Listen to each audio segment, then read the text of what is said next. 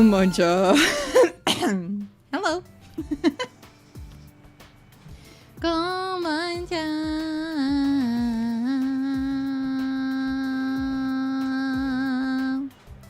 Hello, astronauts, and welcome to another stream.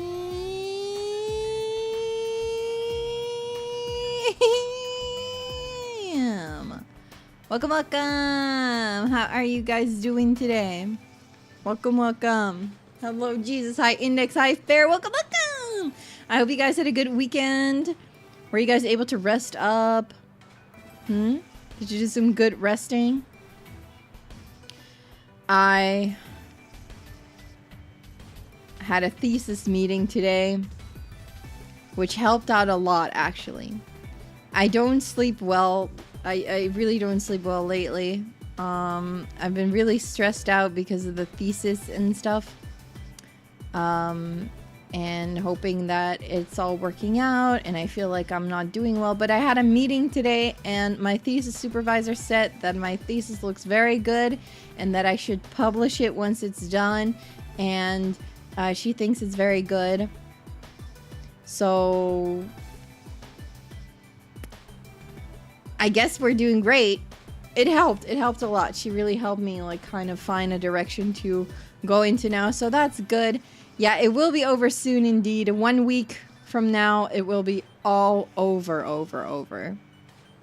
This truly is the last week of thesis, and then it will be over.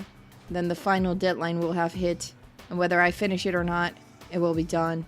It will be done. Over. Finished. So that's good. That's very good. I am way too freaking hot. It's so hot here. Just aboard the ship. It's so hot. It's so hot. It's okay. It's alright. If I get too hot, I'll change into something a little better, I think. Which might be soon, but we shall see. We shall see. I do have a drink. Hope you guys are staying hydrated too. I'm really trying to stay hydrated. Really trying my bestest. My absolute bestest. So, yeah. We should go diving in some water to cool down. Hashtag Subnautica. We will later this week. Yeah, I'm very excited. I'm very excited to play more Subnautica. We made it to the lava zone. I didn't expect that. So next time we're gonna build a base near the lava zone and then work from there as well. So we don't have to go back to our base as often. So we're gonna see what we can do in our new base. Probably take a lot of stuff with us that is in our current base and just place it in the new one. But yeah, that's gonna be later this week. But today we are going to be finishing Nina, Aquila, Legal Eagle.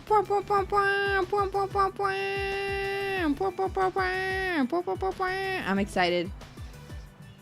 I'm excited. Here we are, the game. It is the probably the last time that we're going to be playing. We're going to do some little checks. I've kind of forgotten what we are doing right now, but oh yeah, we're going to the studio because the director called us over. But last time we sent the magical girls on their way to save the world, and Dylan went with them, and now we are here. We are no longer magical girl, unfortunately, but we do get to do cool stuff still. So let's go find the director. She called. She said it was very important.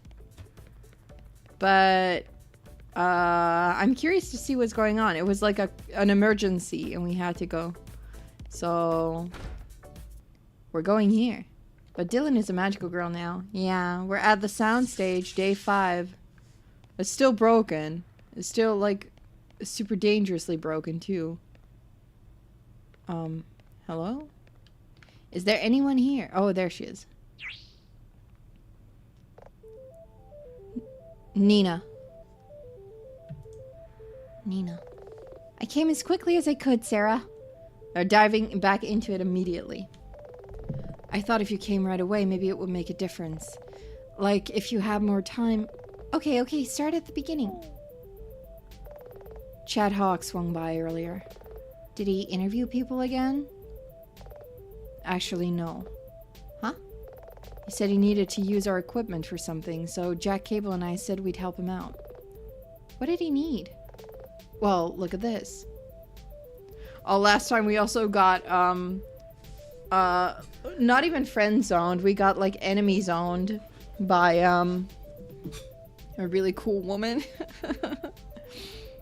She was like, oh yeah, friends call me by my first name. And then when she left, we called her by her first name. She was like, no, you will address me as insert cool name. Enemy for life zone, basically, yeah. Just a second, I'm gonna blow my nose.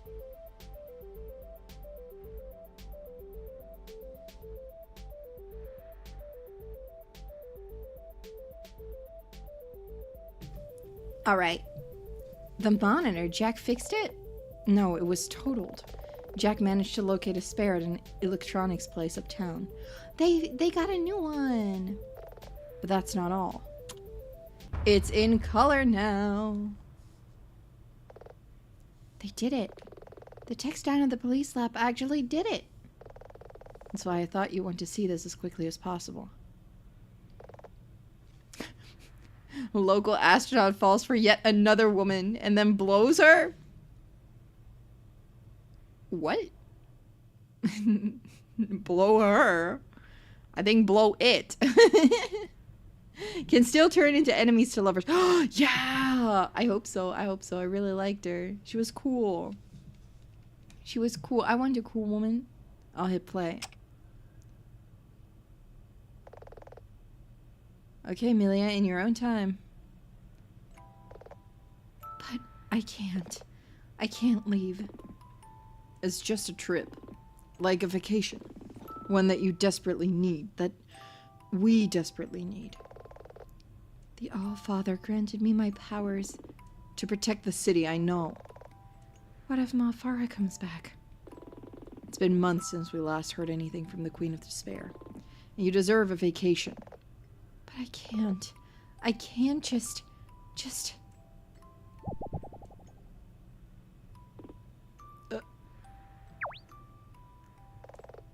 Janice, are you okay? Yeah, I think so. Maybe it's the start of a migraine? Read the virus. It's my head just felt a pang.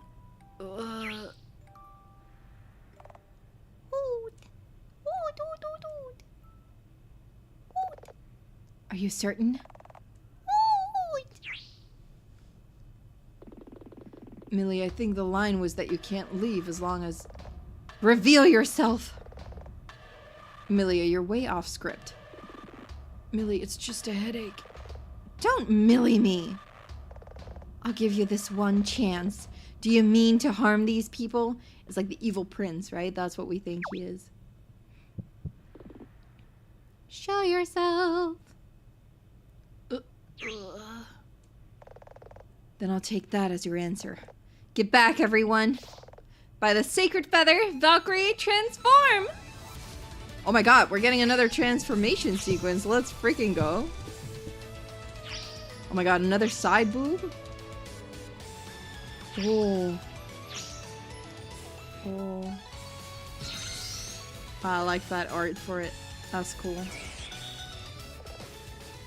I can't see! Must have been that light. My vision's dazzled. Same here. Everyone stay where you are. It'll pass in a sec. Vile creature. Vile creature, I don't know what's going on here, but I won't let you harm these people.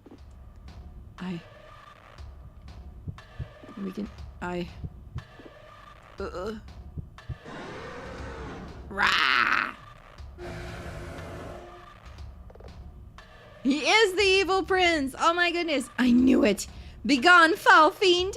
Valkyrie Inferno! Then what? It just goes white?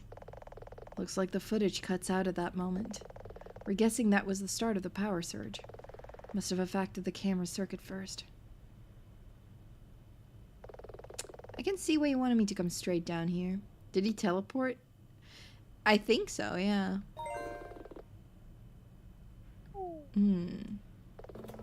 Caught in 4K,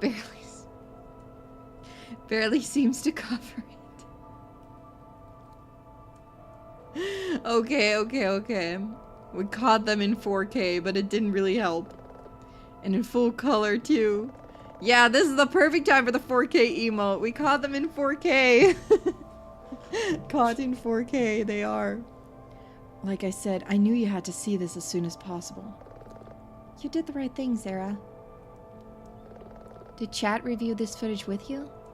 Yeah. Then he walked over to the stage. Did he examine anything? He kind of just stood there. I guess he looked pensive, like he was thinking pretty hard about something.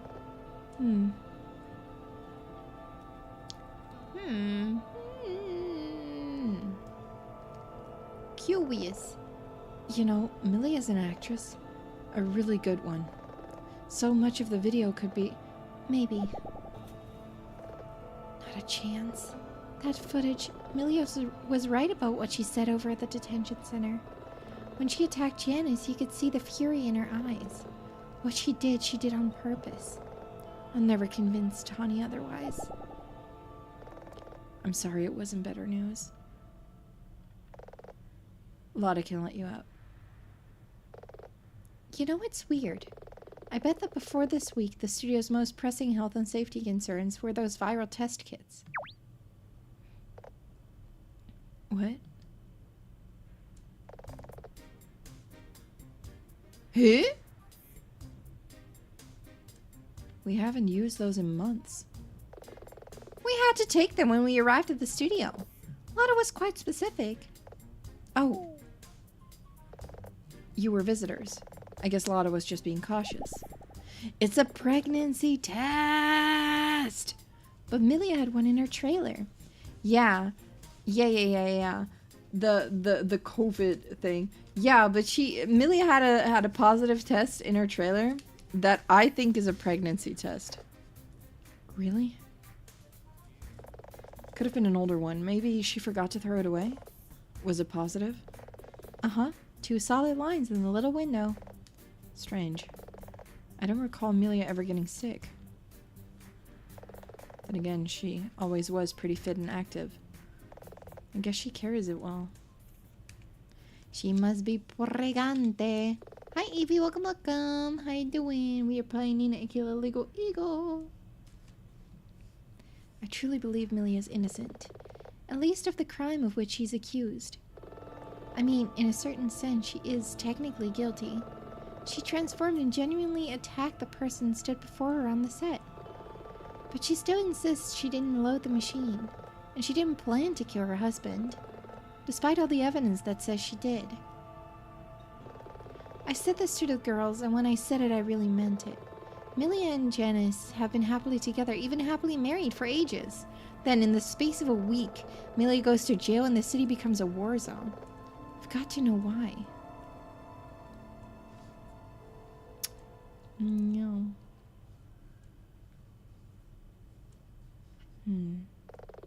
But I'd settle for why now. That's the end of the day. I should have just played till here last time, but it's okay. I didn't know how long that would take, and we were playing for a long time. But now, we wake up. Next morning. Beep. Aww. Dylan? Is he back yet? No. He didn't come home last night. Hi Reap, welcome. We're doing well. We're playing Nina Aquila. Finishing the case today, hopefully. Getting ready for court. Let's go. Whew. Nom nom nom nom nom nom nom nom nom nom. Brush our teeth, brush our hair, take a shower, everything. Last day. I've just gotta hope that the girls come through.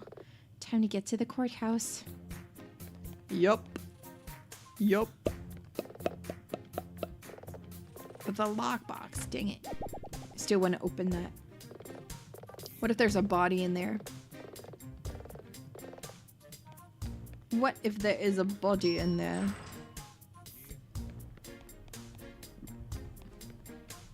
I guess we'll find out eventually, one day. Okay. Oh, we can't pass that. Oops. Okay. Well, in that case, you gotta walk all the way around. We can go in through the back entrance.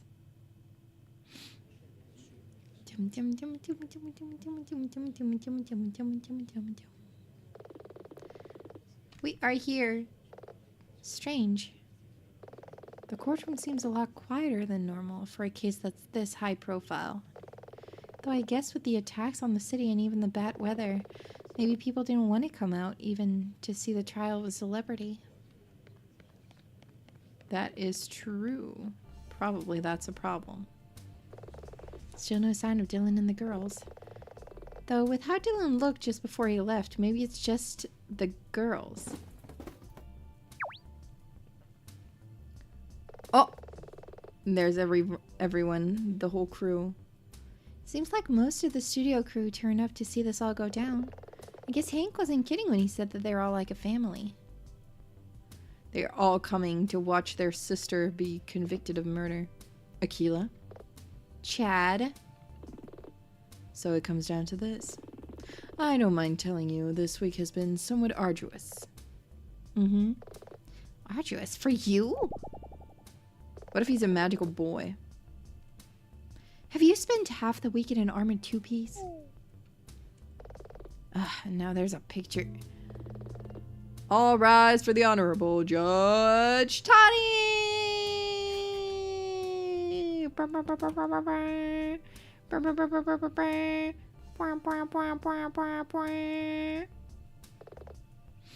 Please be seated. We are assembled here for the third day of the trial of Amelia Norden. Bailiff, please bring in the defendant. Amelia Norden stands accused of murder in the first degree of her husband, fellow actor Jana's duo. On the first trial day, evidence came to light suggesting Amelia armed a stage device that incinerated her husband. On the second trial day, we debated various technicalities around Amelia's motive, among other matters. Ultimately, we were left with a problem. Many of the supposed witnesses of the incident were blinded at the time, and it was still unclear exactly how the incident took place. Insurance companies are sweating right now in the city. True. Seems like a drawing stream idea. Valkyrie forms of the rest of the cast. Or Valkyrie Riri. That would be fun, y'all. Drawing Valkyrie versions. They all wear the same outfit, right? But in different colors, I guess. Your Honor. The prosecution still asserts that a murder took place during these events, and will, in due course, present a high-definition video showing how this happened in exacting detail.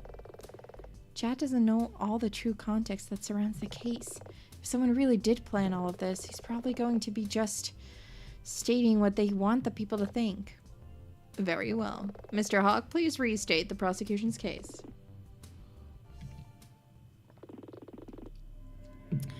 Broadly, the facts of this case have not changed.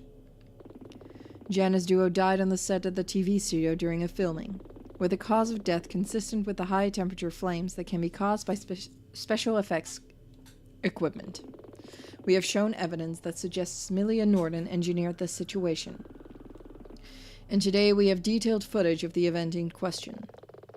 Thank you, Mr. Hawk, for your summary of the case. Amelia Norden? I believe that a change of heart right now is unlikely, but I must ask if you are interested in changing your plea. Your Honor, I am not guilty of murdering my husband. I will maintain this to the very end. Okay, game face on. Very well. The court recognizes your not guilty plea. Prosecution, bring forth your first witness. Okay, Chad, let's see your video. Your Honor, as we assert that this was premeditated, events actually started the night before the incident. I had searched for someone with a perspective on both the night before and the actual incident itself. Wait, he can't mean... Oh! Is she okay? The prosecution calls Maxie LaRue to the stand. Here is ass, Your Honor. Very punctual. Good morning, Miss LaRue. Maxie, please, child. Child? Child? Oh, I see. Miss LaRue, I will henceforth address you as Maxie. But, Your Honor, if you please. Judge Tawny in a pinch. Yes, Your Honor. Maxie, you came. Nothing would stop me, child. But hush now. Your Honor. Miss Maxie LaRue is the studio's makeup guru and hairstylist. I see. Miss LaRue, I understand you were injured during the incident in question. Is that correct? So much so, you were unable to attend court several days ago. I was, Your Honor. I sustained burns to much of my face and body, though despite being extensive, the depth was superficial. So you are, in fact, healthy enough to be here? You are in no distress? I am, yes. In that case, as you were injured, that means you were present when the incident occurred. I was. Your Honor, Miss LaRue's experiences are unique, which is why I've asked her here today. She's the only person who both saw the incident firsthand, yet also witnessed something important on the night before at the studio. Everyone gasps. They have no idea what it is yet, but they're already like, oh my god, this is the most important thing.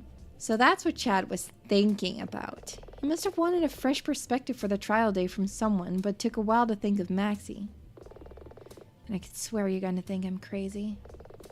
Maxie saw troubling things that night, things she couldn't explain. Is that what Chad wants from her? Order! Order indeed. Is this true, Miss Maxie? It is, Your Honor. I was there on the day when the incident took place where I sustained my injuries, and I was at the studio late the night before. The weather was stormy, rainy, there was thunder and lightning. Very, very frightening. Galileo Galileo. I worked late, hoping it would clear up before I had to leave. And why has it taken this long for you to speak of these matters? My hospital stay is part of that. But also, Chad came to see me at the start of all this.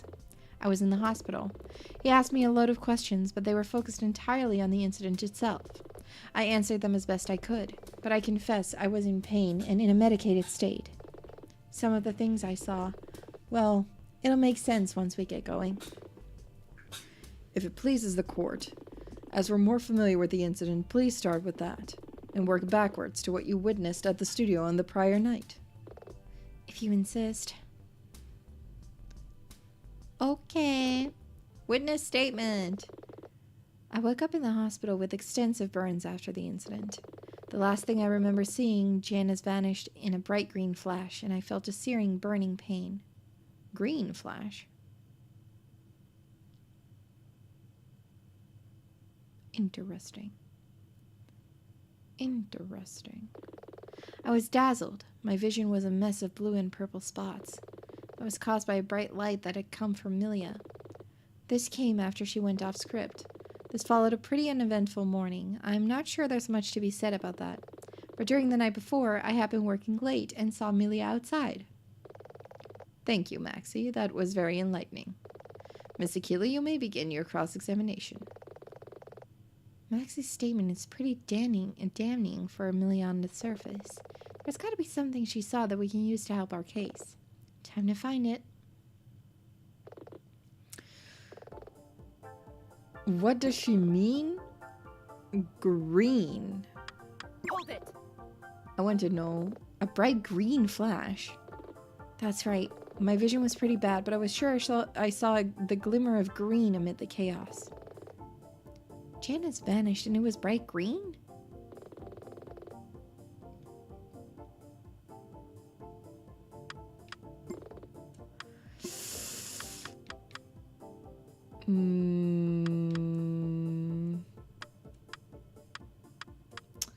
We have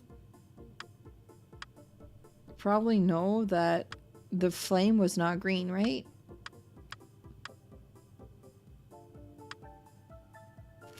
Right? A blue flame jet.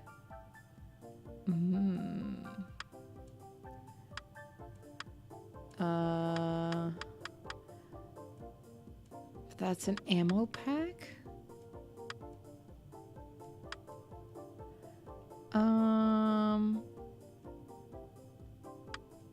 And that's what they use, right? they did use that ammo pack. Is that, do we already know that they used the ammo pack? Blinding flash. Prince cack on. Oh my goodness. Do we...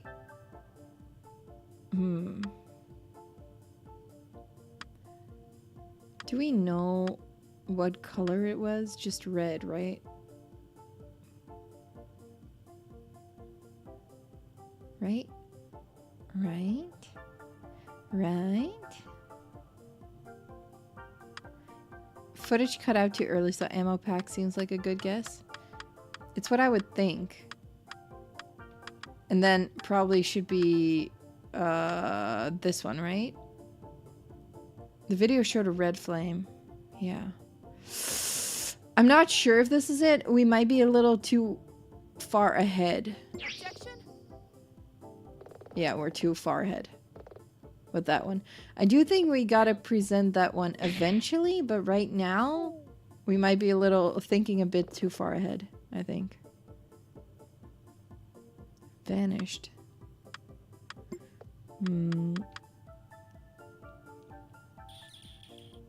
Objection? That also doesn't work. I thought maybe. Penalty. I don't know, I don't know, I don't know. Always knew it was the footage. Yeah, probably, right? Hi, Long. Welcome, welcome. I do think it must be this one, though, but... I don't know.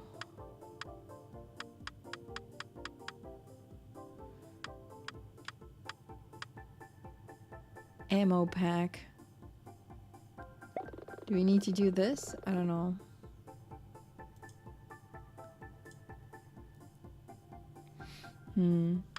I don't know what we need to do.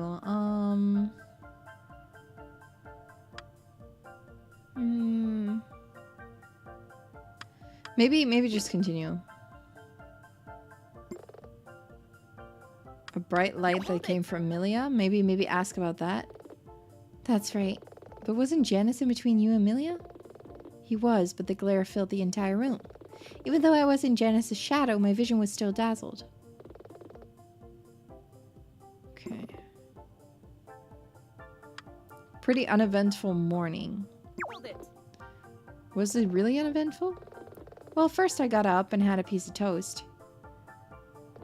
Then I helped Milia with the last of her makeup just before the scene. If I recall, you were there, Moon Princess. Oh! Right, she called us a Moon Princess. Yes, that's right. I was in your salon for around a minute during the tour of the show. I'll never forget a hair color. Platinum number 78. Natural. Truly.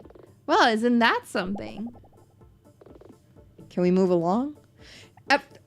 Chad, we're talking about my hair here. Let the girls talk. Dang it. Chad doesn't... He doesn't understand. He doesn't understand. You saw Milia outside. You're certain it was Milia? Objection. Your Honor, unnecessary repetition. Objection. The witness themselves has already stated that it was a stormy night. Sustained. Miss Aquila asks a reasonable question. I mean, it was dark. Maybe I mean, Maxie, can I suggest... Could you describe what you saw as literally as you can? I don't know, it was late. I was exhausted. Please, Maxie, as you saw it. Oh, okay. Tell us. Okay. It was late, and like Miss Aquila just reminded everyone, it was stormy. Wind, rain, thunder, and lightning. I was just about to wrap up on my salon when I looked out of the window. The view faces onto the trailer yard. The light was dim, but for a moment I thought I saw two things. A woman? That child? Her bust to waist hips, that long blonde hair, and she was wearing that magical girl costume. You saw her face? Did she see you? No, I only saw her from behind. But I was pretty sure it was Milia. And what else? You said you saw two things. Thought I saw. What's the difference? For a moment I thought I saw another figure. It was just in silhouette, but it was... Okay, probably sounds crazy, but it looked like the outline of one of the monsters from the show. And you saw this? Maybe it was just a trick of the light. Why'd you say that? Because just moments after, there was a bright flash of blue light. Blue light. Lightning, I assume. No. It was a different kind of light, and there was no following thunder. It looked like magic. Objection! Your Honor, prosecution insists that the witness does not embellish the story. These fanciful descriptions are entirely unnecessary. Objection! She's describing what she saw, Chad.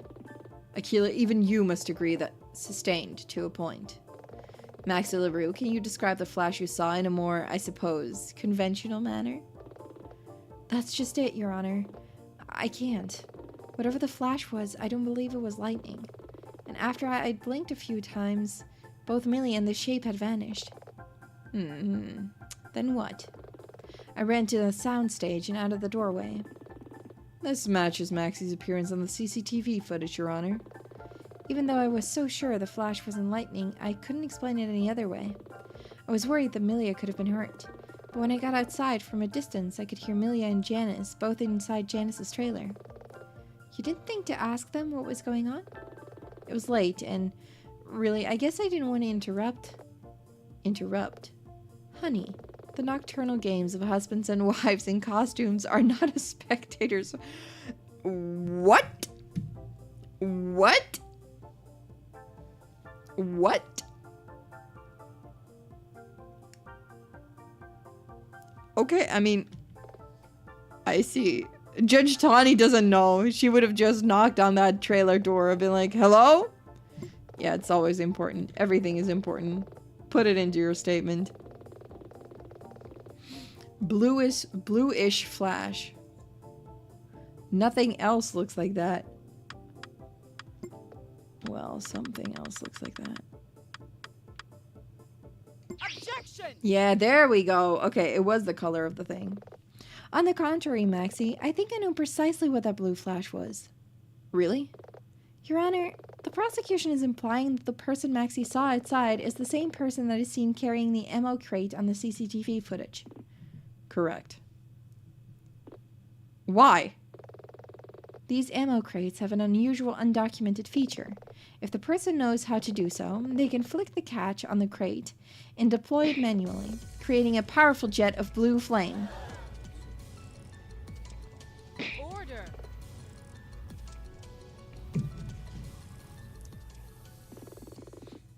Not so sure why you're pointing this out, Aquila. Strengthening Maxie's story benefits my case, not yours. Except, Chad, there's one more thing to know about this. Doing so completely empties the crate. So if this person took that crate afterward and loaded it into the Pyron 9000, it would have been empty. Which makes perfect sense. I mean, if the machine were actually used during the incident, it would need to be full. But it wasn't, so why... That doesn't actually work. I know we haven't reviewed it yet, but the footage in the scene shows Milia using the VFX. Chad's right. I mean, he's wrong, but still. To Chad and everyone else in court, they have footage of Milia and Janice doing things they can't explain. It's one way to phrase it. And the VFX machine is the only way they can account for what happened. As Janice really was gone after the incident, the court won't tolerate an explanation. That denies the incident could have happened, because it did. Milia, the girls and I, we know that it was real magic. So follow that line of thought.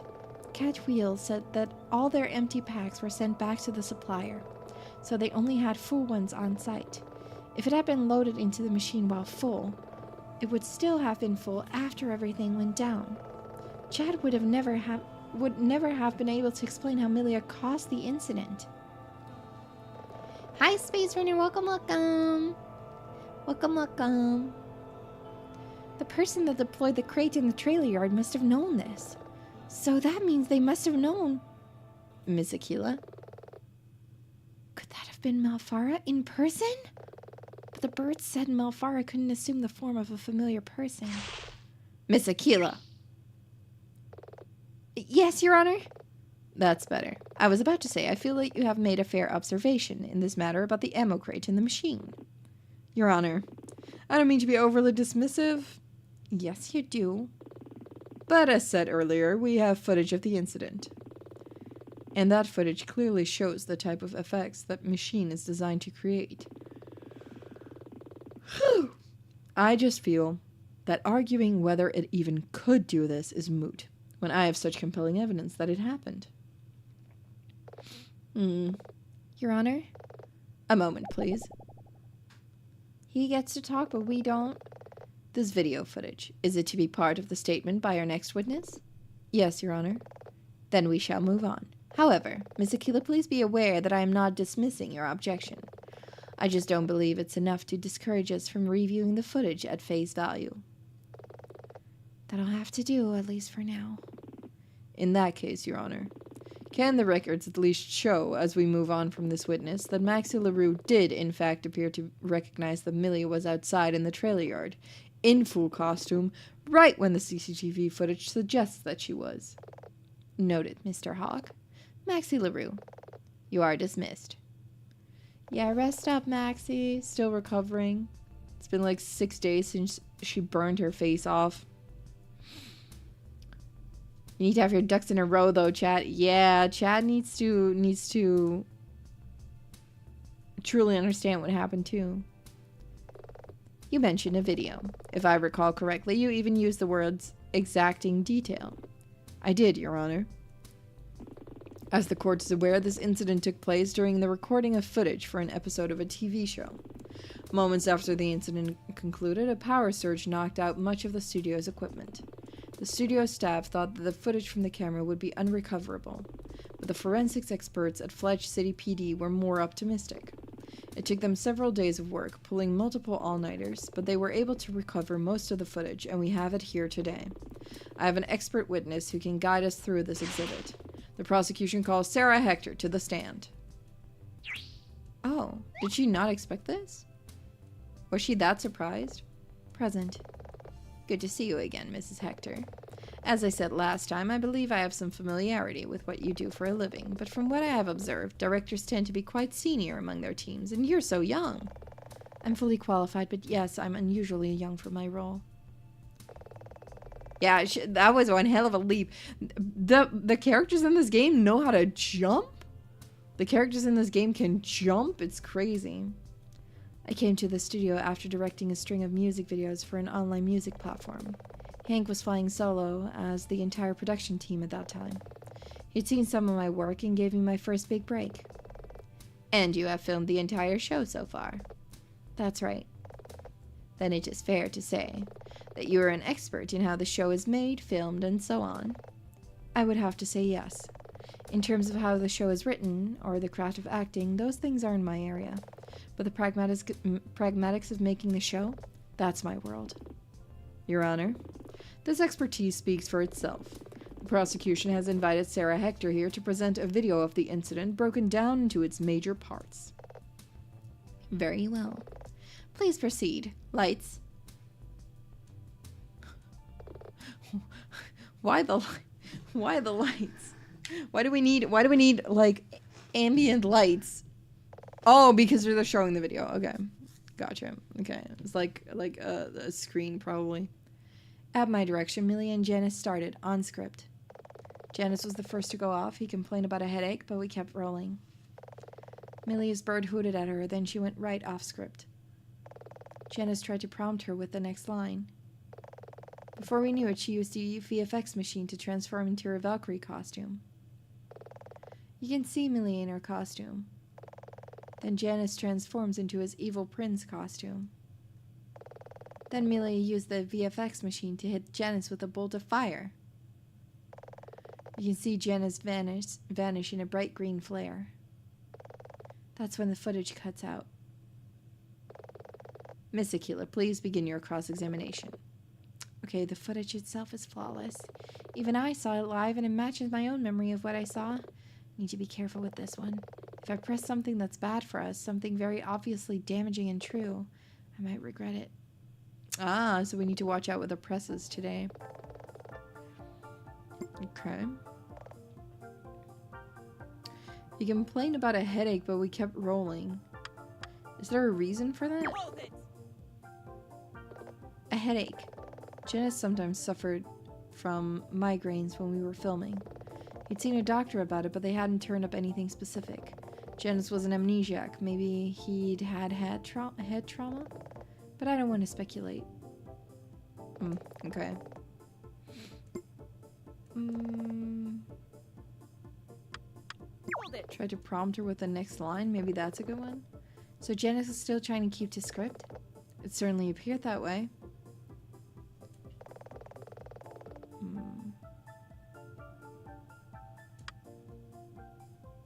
I want to check our evidence real quick because we have the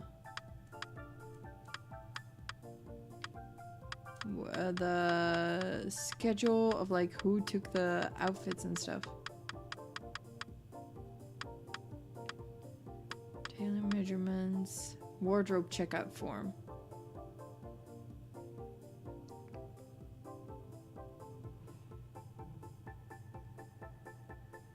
Okay.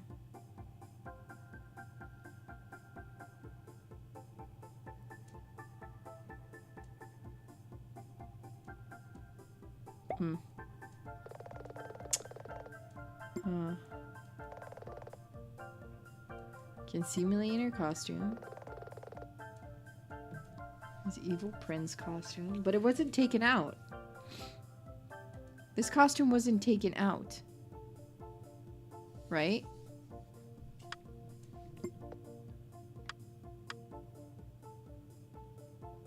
Objection.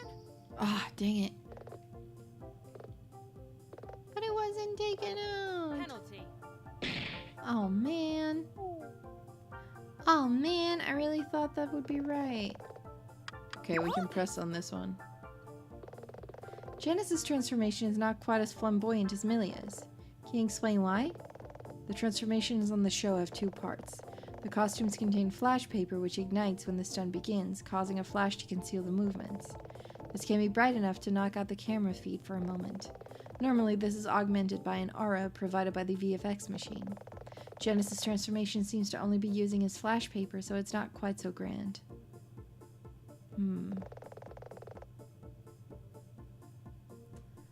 A bolt of fire. But this is red.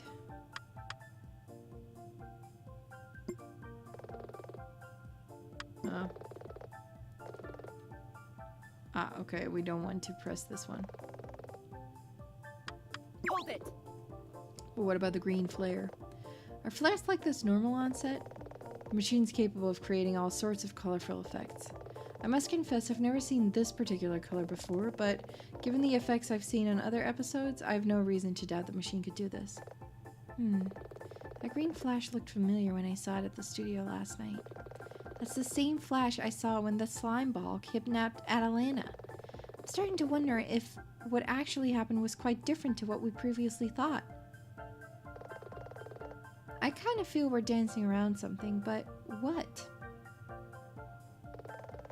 It's when the footage cuts out.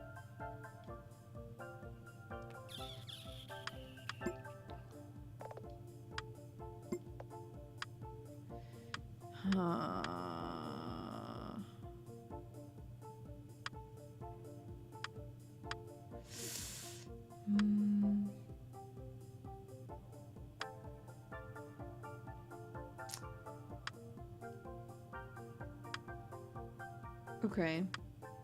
Do we have anything?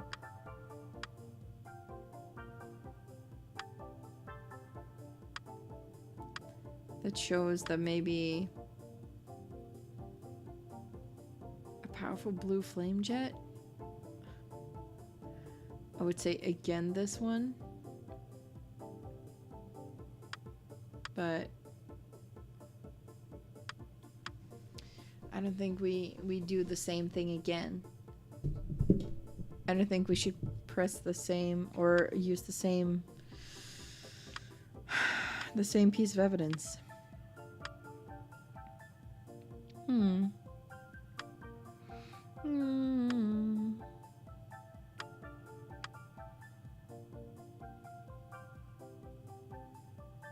Oh. Should be in wardrobe, but it's missing. Janice's costume.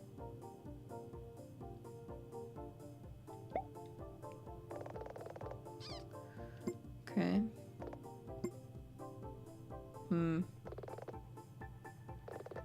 Maybe if I keep pressing. Okay, I just need to keep pressing. Hold it. Okay, just press more. Did everything seem as normal? Pretty much. Certainly I had no idea what was about to happen. Janice was the first to go off. I complained about a headache. We pressed that one. Bert hooted at her. You didn't think to call to cut? No. We just started filming after some time between this season and the last. I figured it was better to give Milia time to warm up. Okay. Transformed into her thing. Can see Milia in her costume. And you're certain that's Milia? You were, after all, blinded at this point from where you were standing. I mean, it's 4K Ultra HD footage. If the footage was of poor quality, you might suggest a costume could obscure her identity, but... Objection! Your Honor, speculation. Sustained. Yeah, it's not... It's not...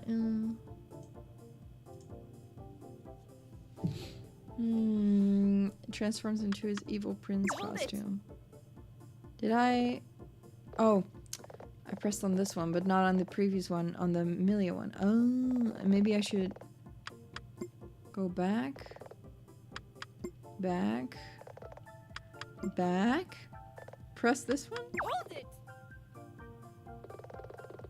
Ah, yeah. Are you sure that she used a VFX machine, the Pyron 9000? I can only speak for what I could see on the day and what I see in the video.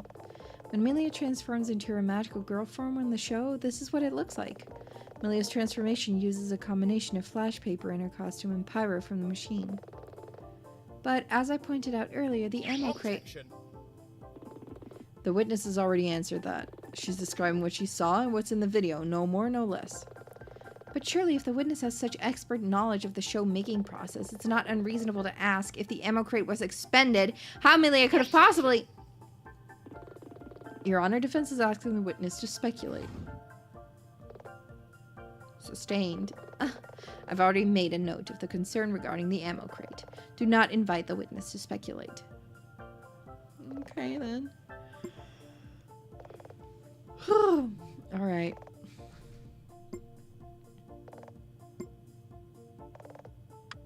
Hold it. It's when the footage cuts out. Why does it stop there? The studio experienced a power surge just after this. It heavily corrupted the storage media used by the camera. We're fortunate we've even managed to reclaim this much. Miss Aquila. Yes, Your Honor? I'm not sure I can justify any more time picking over this video footage. It appears comprehensive. Can you offer me a concrete reason not to move things along? Can I dispute the footage that Sarah has shown? Nope. I can't.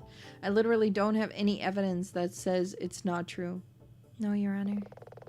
I hate it, but that's the right call. We can't defend Milia in the eyes of the judge if we frivolously waste court time. Very well. Sarah Hector, you are dismissed. I'm starting to think,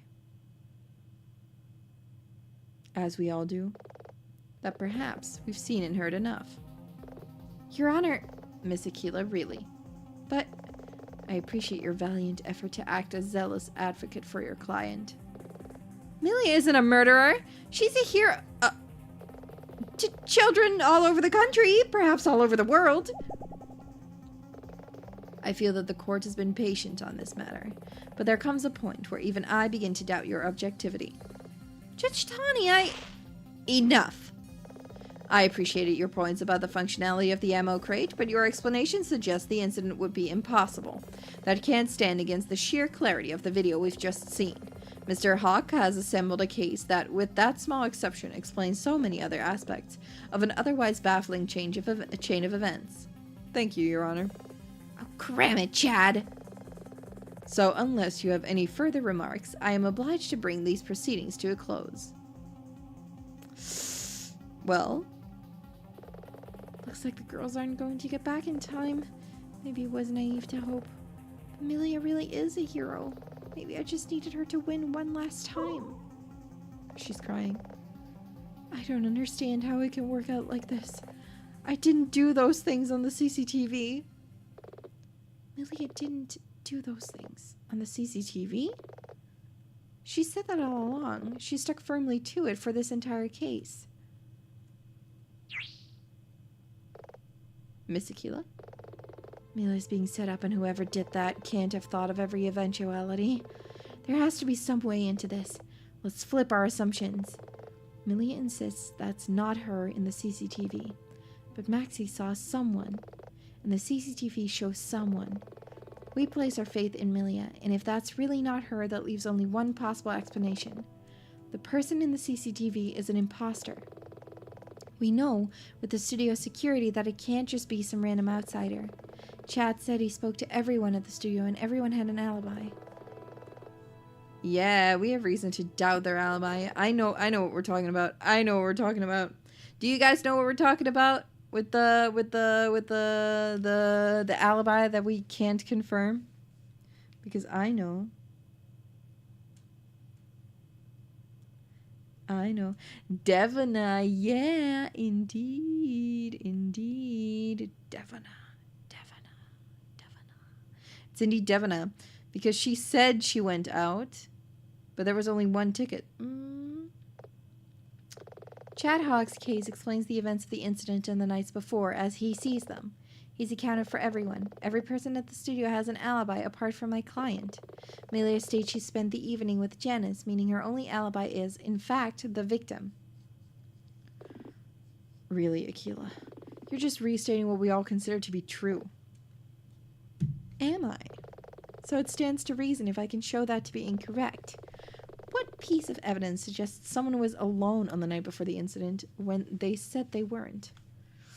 Well...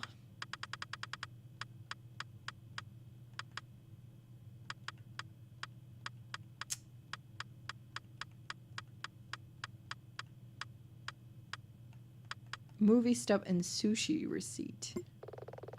There is in fact one person where I have reason to doubt their alibi. Preposterous. I was extremely thorough. I checked every one against another source and there were 0 discrepancies. I even committed all of them to memory. Then in that case, the defense would like to ask, where was Hank Castle on the night before the incident? Me! I understand he was out on a date. That's the thing, Your Honor. I have a pair of receipts for blah blah blah, a sushi restaurant and a movie theater. Both receipts, Miss Aquila, are for one person. This person paid for one all-you-can-eat meal at the sushi place and one ticket at the movie theater. So Hank Castle is a dateless wonder. Who cares? Hey! The point is that Hank's date is also the alibi for someone else. Hank said he went on a date with Devona Fairchild. Damn it, Nina, I told you that in confidence. I'm sorry, What are all you staring at? You're dating Devona? What? We're both adults. Is it that strange? It's just... I mean, you're like the worst secret keeper ever. Yeah, everyone knows you're a street racer. We're just kind of surprised that no one in the office noticed. Everyone's like, he's doing what now? He got a girl? Huh? Has Nina never heard of splitting the bill? Apparently not, no. You're fixating on the wrong revelation here. I'm saying that Devona didn't go on the date with Hank. Of course we did. Sushi and a movie. Did you pay? Yes, I'm a gentleman. Then why did you have receipts for one? Objection. This is preposterous. The relationship status of these two is entirely... No, it's irrelevant. This has nothing to do with their personal lives. We're talking about alibis. Your Honor? Your Honor? She's thinking. She's doing a think. Your Honor. I heard you, Mr. Hawk. What is she... What is she thinking? This is a cause for concern. The prosecution's case was tight, and the evidence from the video is extremely compelling. But after Miss Aquila raised the point earlier about the ammo crate, and now it seems even a core alibi is being called into question by evidence. Must evaluate the case. In truth, if these matters can be easily explained, I'm starting to grow concerned over the procedures of this studio business and their safety provisions. If they can't even account for the whereabouts of their own staff when dangerous chemicals are... But we can!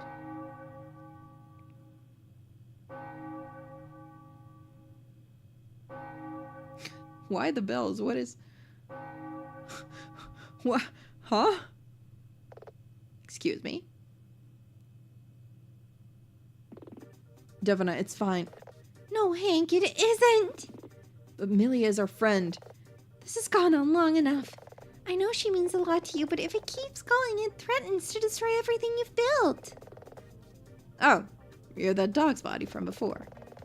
Your Honor, the studio prides itself in its work and cares deeply for the welfare of its staff.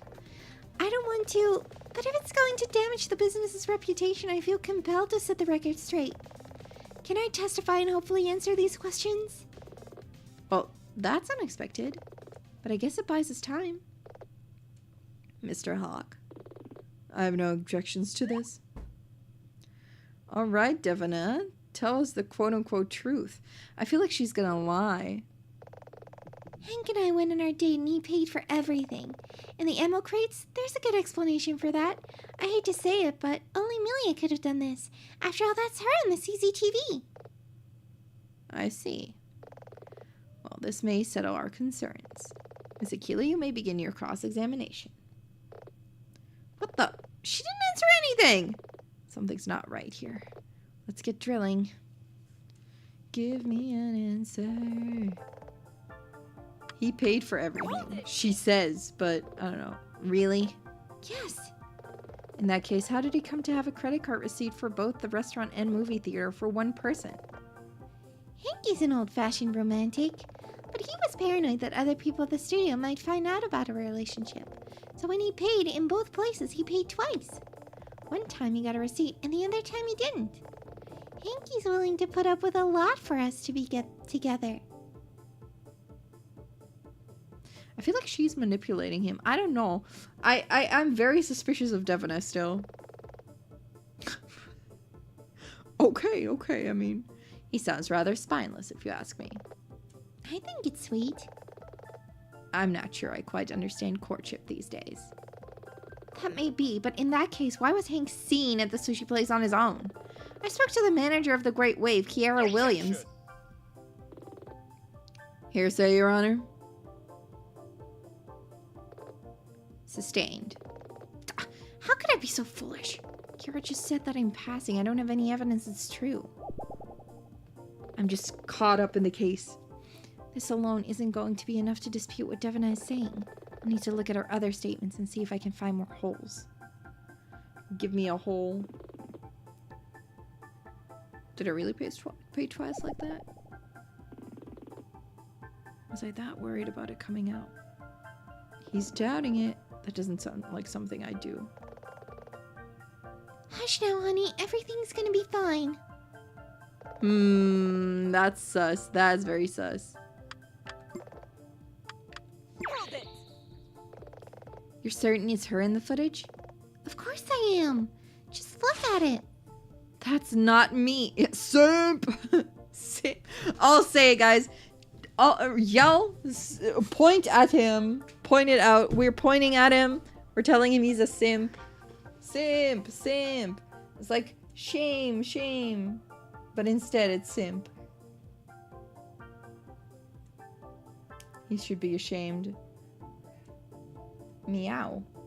I hear cat. Simp. Simp. He's a big simp. Simp.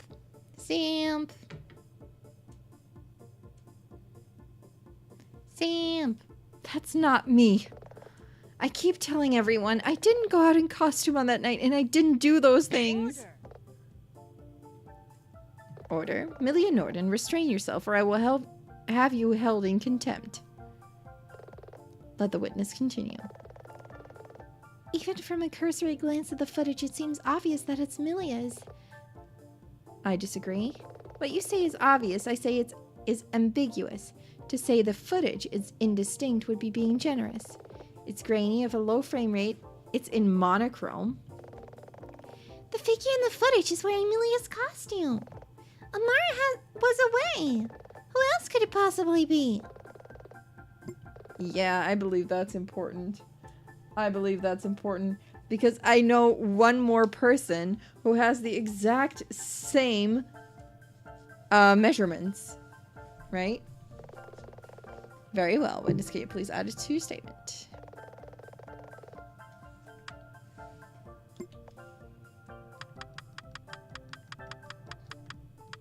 Where do we have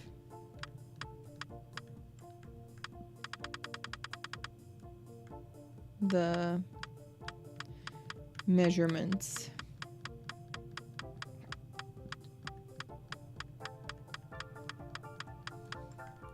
Objection. There we go. Who else indeed? Your Honor, please take a look at this piece of evidence. What am I looking at? I see a list of names and numbers. Your Honor, what you have in your hands is a copy of a document obtained from Daryl Furcoat, the studio tailor. He makes the costumes at the studio. He also has a side hustle where he performs minor clothing alterations for the other staff. I still don't see the relevance. Please look at the figures for Amelia Norden. Then look at the figures for Amara Walker. Now, look at the figures adjacent to the name of Devona Fairchild. Oh. What is it? What's going on? It's a question of vital statistics. Amelia Norden, Amara Walker, and Devona Fairchild are the exact same size. And all three of them have the same length blonde hair. But this is ridiculous! Are you really saying... I'm disputing your statement. You said just moments ago. The wear was too small, it'd fall right off. Too big and they wouldn't be able to put it on. And though it might be a bit of a cliche, if the armored bikini fits, wear it. Oh, yeah, the level of coincidence. Honestly. Huh? Me when I'm huh? Wear an armored two-piece. Me? I feel self-conscious in a cocktail dress. She does always kind of go for a frumpy chic. I think I'd die of cringe even trying on one of those costumes. I've dressed down for literally every studio party. I believe that's important. Because that means we can present one of the pictures. Finally, the pictures. Photo.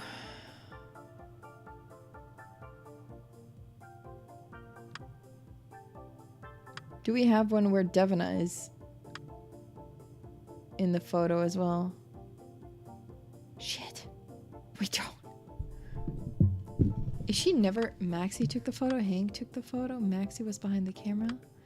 Lotta Eiffel took the photo. But... where's Devona in these pictures?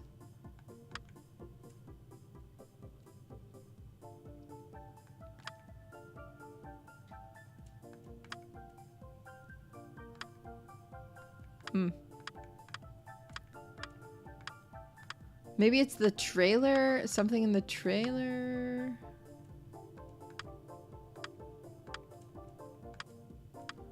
Maybe something in the trailer?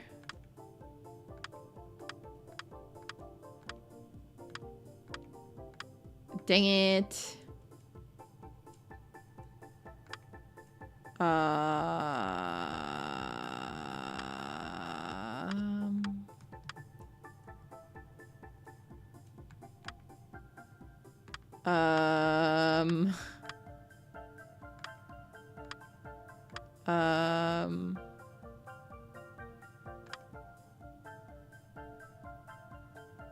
This one?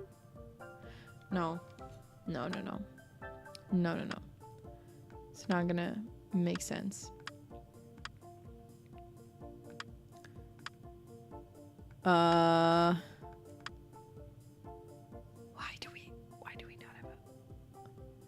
do we not have a picture with Devina in it?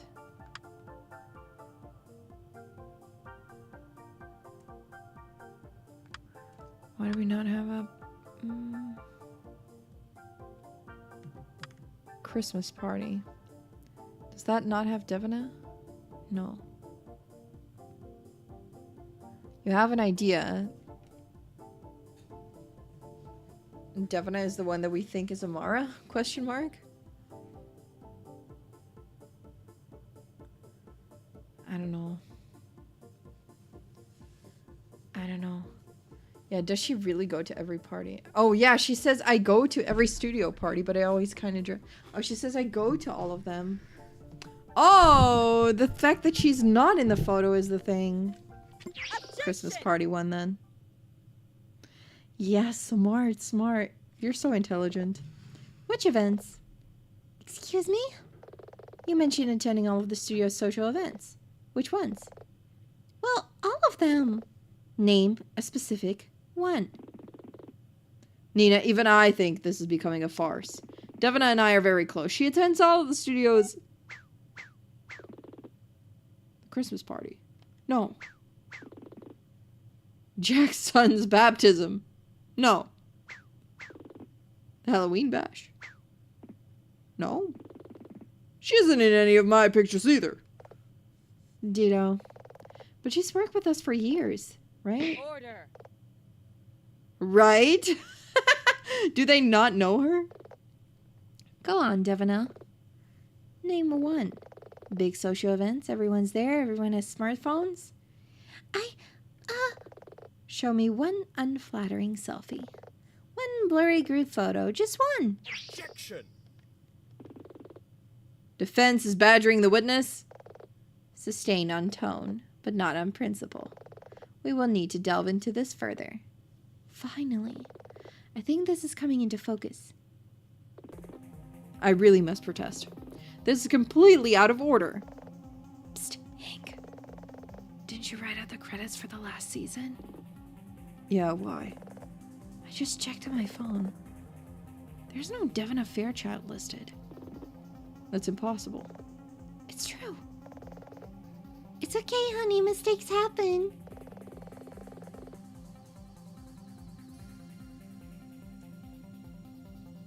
Huh? Like I thought for days, it's almost like this entire situation was constructed. There's just too many places where Millie can only explain her actions with the one thing that she can't say. Too solid, too perfect, no set of coincidences could possibly do this.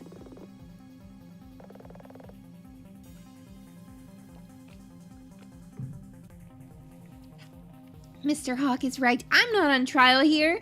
I bear Millie no ill will. But if this goes on, our audience can leave, our insurance could ditch us. The studio will be over. And even if you follow this ridiculous line of questioning through to its logical conclusion, why would Devina Fairchild, an assumed employee of the studio, suddenly decide to arm this machine that she can't even activate? Good point. Good point. A fair point, well made. Oh no. Miss Aquila, this is your theory. If you can back up why, in your view, this all suddenly came about, well... Yes, Your Honor. Just a moment for me to prepare my remarks. Nothing's changed. Still convinced, not why. Why now? Okay, game face on. Let's take this right the way back to the start. Millie is accused of killing Janice Duo. We think she was framed, so let's start there. Before they began making the show, Janice was taken to the hospital as John Doe. He had total memory loss, but he got the job on the show and met Milia. They fell in love and even got married. But I think at this point his true identity is pretty clear. Who is Janice really? Prince Kakon.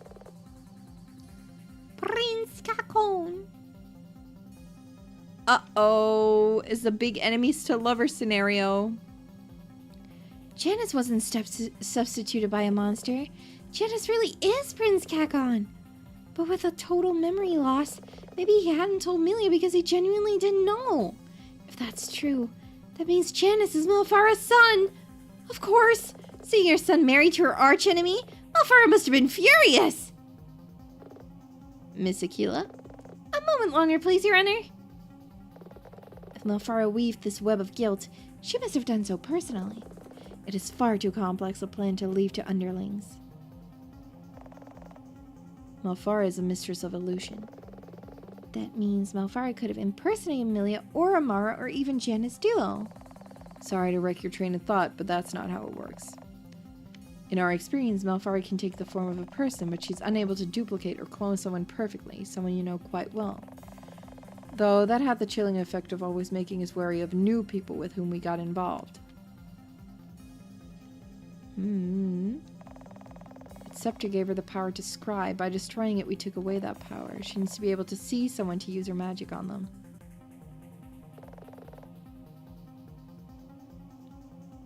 I want to know how your big date went. None ya. None ya? None ya business. Now I'm even more certain. The girls went to look for Malfara, but I think she's closer than we thought. Who is most likely to be Malfara in disguise? Of course. Devina was in the monitor room with us, so she saw the whole thing. She didn't go on the date with Hank. Maybe she even used her powers to take his keys and set him on his date alone, believing he was with her. Oh. Malfara can't impersonate people you know, but all signs are suggesting Devina may have only turned up a month ago and somehow convinced everyone she'd worked there for years. Miss Aquila? Your Honor. I've been quite patient, but this has gone on long enough. It's clear you don't have a rationale to offer, so I shall move on to my final deliberations. In the matter of... No. We're so close, I can feel it. Kakon, Milia, Malfara. Malfara had all the time in the world to go about her plans. We even know her army isn't finished. So why now? If Devina really is Malfara, then Devina is just a mask. If I can figure this out, surely I can crack that facade just a tiny bit, and that'll do it. Prince Kakon was defeated. I lived with him as a husband and wife for over a year. I was...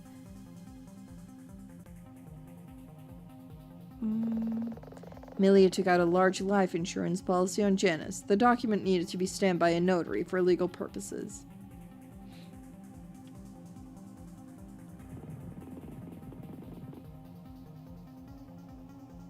I knew Milia and Janice were going through some stuff, but I had no idea it was going to end up like this.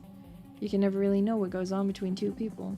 But lately, Milia and Janice have been having a bunch of arguments. Were those fake?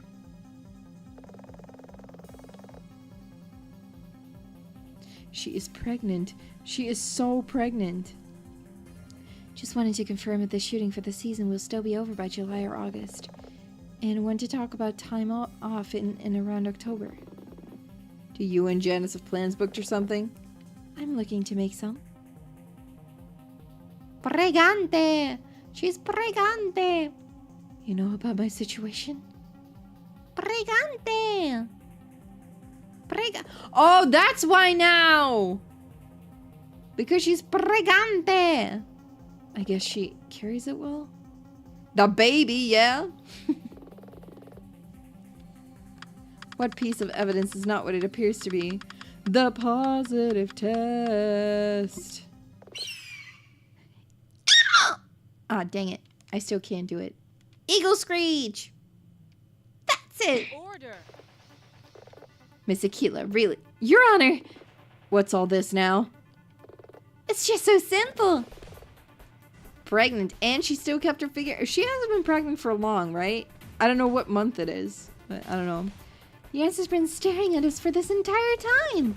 Chad, you want to know what kind of event would make a mortal enemy go after a happily married couple? Mortal enemy? What might turn a smoldering fury into a white-hot rage? Something has happened that caused Milia and Janice to reorganize their entire lives. Something that makes people get life insurance policies. Something that makes people act out of character. Something that even the greatest of lovers will have arguments about. Something that would fairly drive Millia to anger and grief if she felt she or Janice were threatened in any way. And something that could make a spiteful mother move heaven and earth in response. Hey, Devina, I just checked with my bank by myself. I didn't pay twice for any date. Why do I remember going out with you? It's fine, honey. I'll explain later. You told me you loved the Christmas party that I organized. How come you weren't even there? Really, I can't explain. Order? Millia has a motive that can explain all of this. Don't you dare.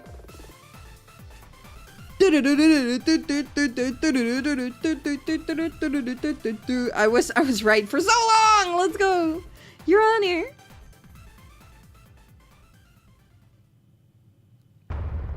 Millia is pregante. Pregnant. Why, you... But Nina, why are you acting like you just figured that out? You and your assistant came to me days ago and it sounded like you understood. So it's true. Goodness. That doesn't exonerate the defendant. Miss Aquila, we can go over the finer details in due course. No. But are you suggesting this played a part in Millia's motives around the time of the incident? I am, Your Honor. It's actually quite complicated. Geez, these people have no idea. No, you can't possibly. So let's go over things in exacting detail. I'm sure that can't hurt, right, Devina? You.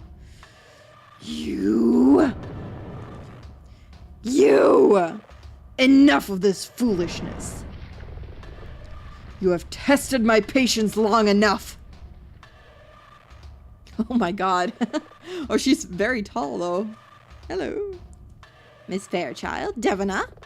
Silence, mere human. You now stand in the presence of Malfara, Queen of Despair. Oh my god, she's so tall. Heavens. Release me at once. You know, you all came so close to being spared. All you had to do was find that harlot, that witch Millia guilty. Every sign pointed to it. Every piece of evidence. But that Cyclops lawyer... Hey! She just had to stick her oar in. Well, now things are gonna get messy. Look, Queen Malfeasance, or whatever your name is. In this place, I stand for justice, and I do not respond well to threats. If you have a problem with my handling of the case, then take it up with the city. Oh, I'll take it up with this pathetic excuse for a city. But I'll start with you. Never! By the power of the sacred feather! Oh my goodness! She transformed!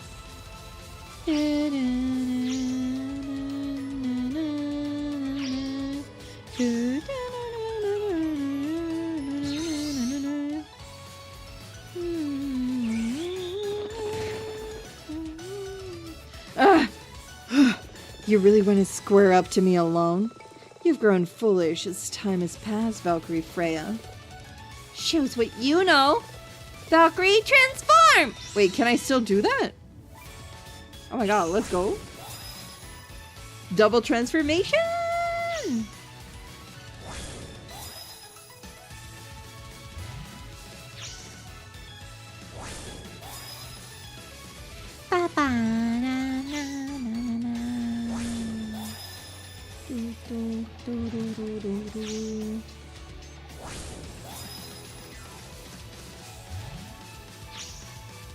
Nice. We are transformed once again! What the? You won't harm. Okay, wait. You won't harm anyone while we're here to stop you. Very well. Then let this be our final. No way.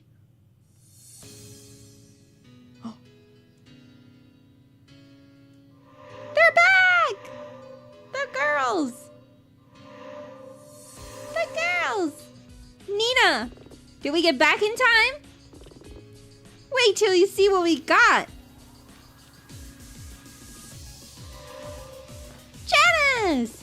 Janice is actually... We kind of already got there, Dylan. Ha! I have nothing to fear from my own son. Come to me, my boy.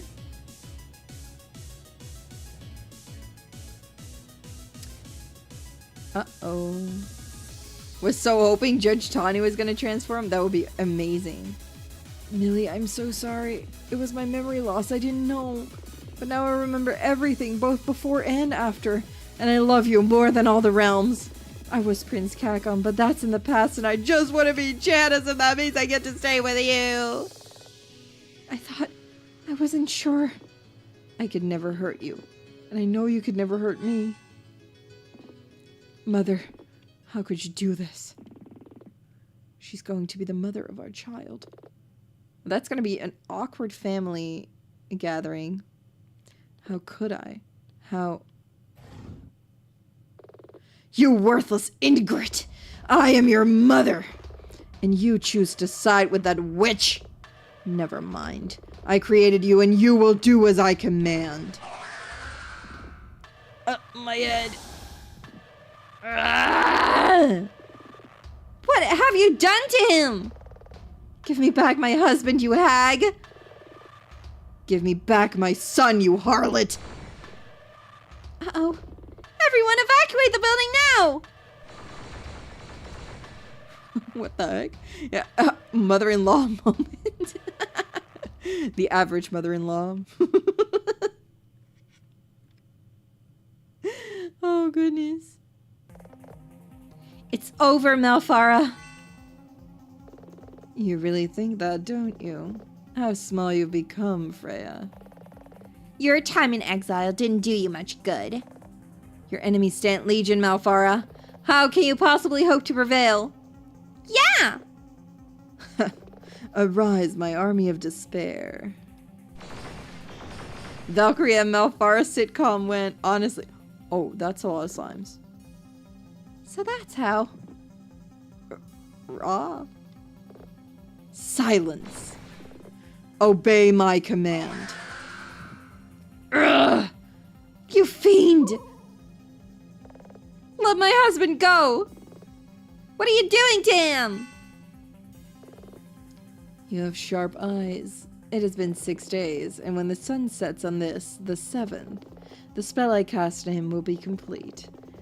Any thoughts of this Janice person will be purged from his mind, and he will be Prince Kakon, my son, once more. I just need to siphon off a little more despair. What do we do? That literally is a whole army! Bring it on. Don't be a fool. You girls should flee and protect the civilians and leave me to... Screw that! I'm not running away. Then what do? We fight. The liar's right. I have my moments. Prepare for a charge. Time to go out with a bang! And maybe we'll take enough of them with us. Now, my creatures. Hold it right there.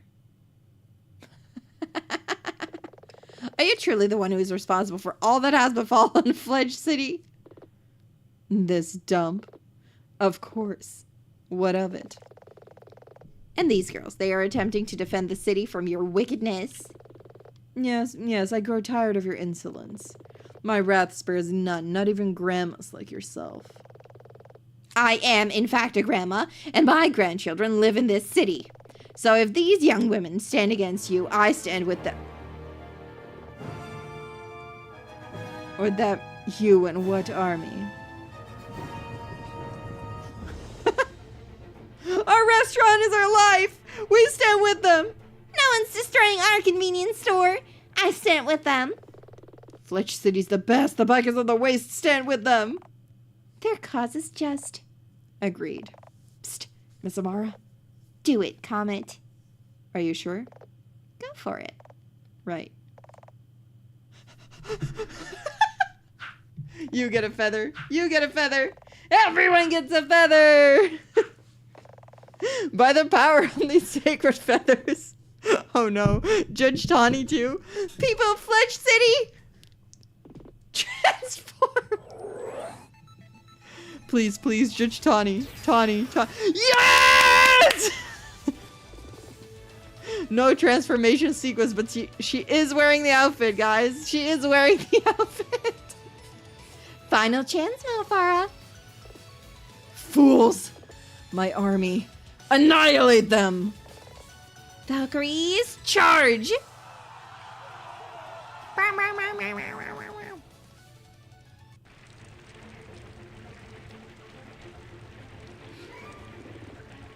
Nina, are you okay? I'm fine, I think. Where's Milia? We got separated. Uh-oh. Just a little more. If I can siphon off just a tiny bit more despair. Leave him alone! This is no concern of yours, lawyer. Is this all really just to punish Milia? You had Janet, Kakon. You'd already kidnapped him. Why did you need to frame Milia too? Because that witch seduced him. She's poisoned his mind against his own mother. He barely even remembers me. Do you know what it's like to have your child ripped away from you? Ripped away? But you, green hair, I can sense it. You have despair to spare. Give it to me. Ah! No! Take mine!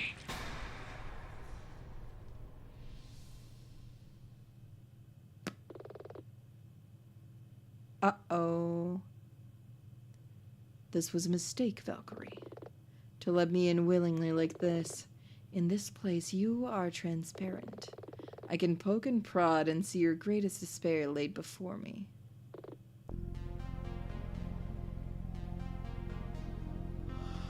Backstory time? Then do it. What? Do it.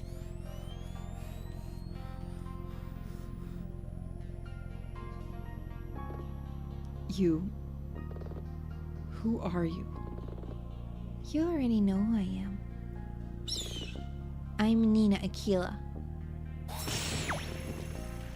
Legal. How did you... Later. Janice! Milia! My spell, it failed? Why, how did you know? Perhaps I see better from one eye than you do from two. Oh! Shots fired. Curse this wretched city. Time to do what I should have done a long time ago. I'll just destroy all of Midgard. She's serious. We've got to stop her. And I think I know how. Janice? Way ahead of you. Mother? What's he gonna do? Enough, please! Get away from me, traitor! What choice do I have? You always have a choice. Even after all this, you're still my mom. You can destroy this place, or relinquish the last of your power now and you'll have to face justice. But at least you'll get to be Grandma.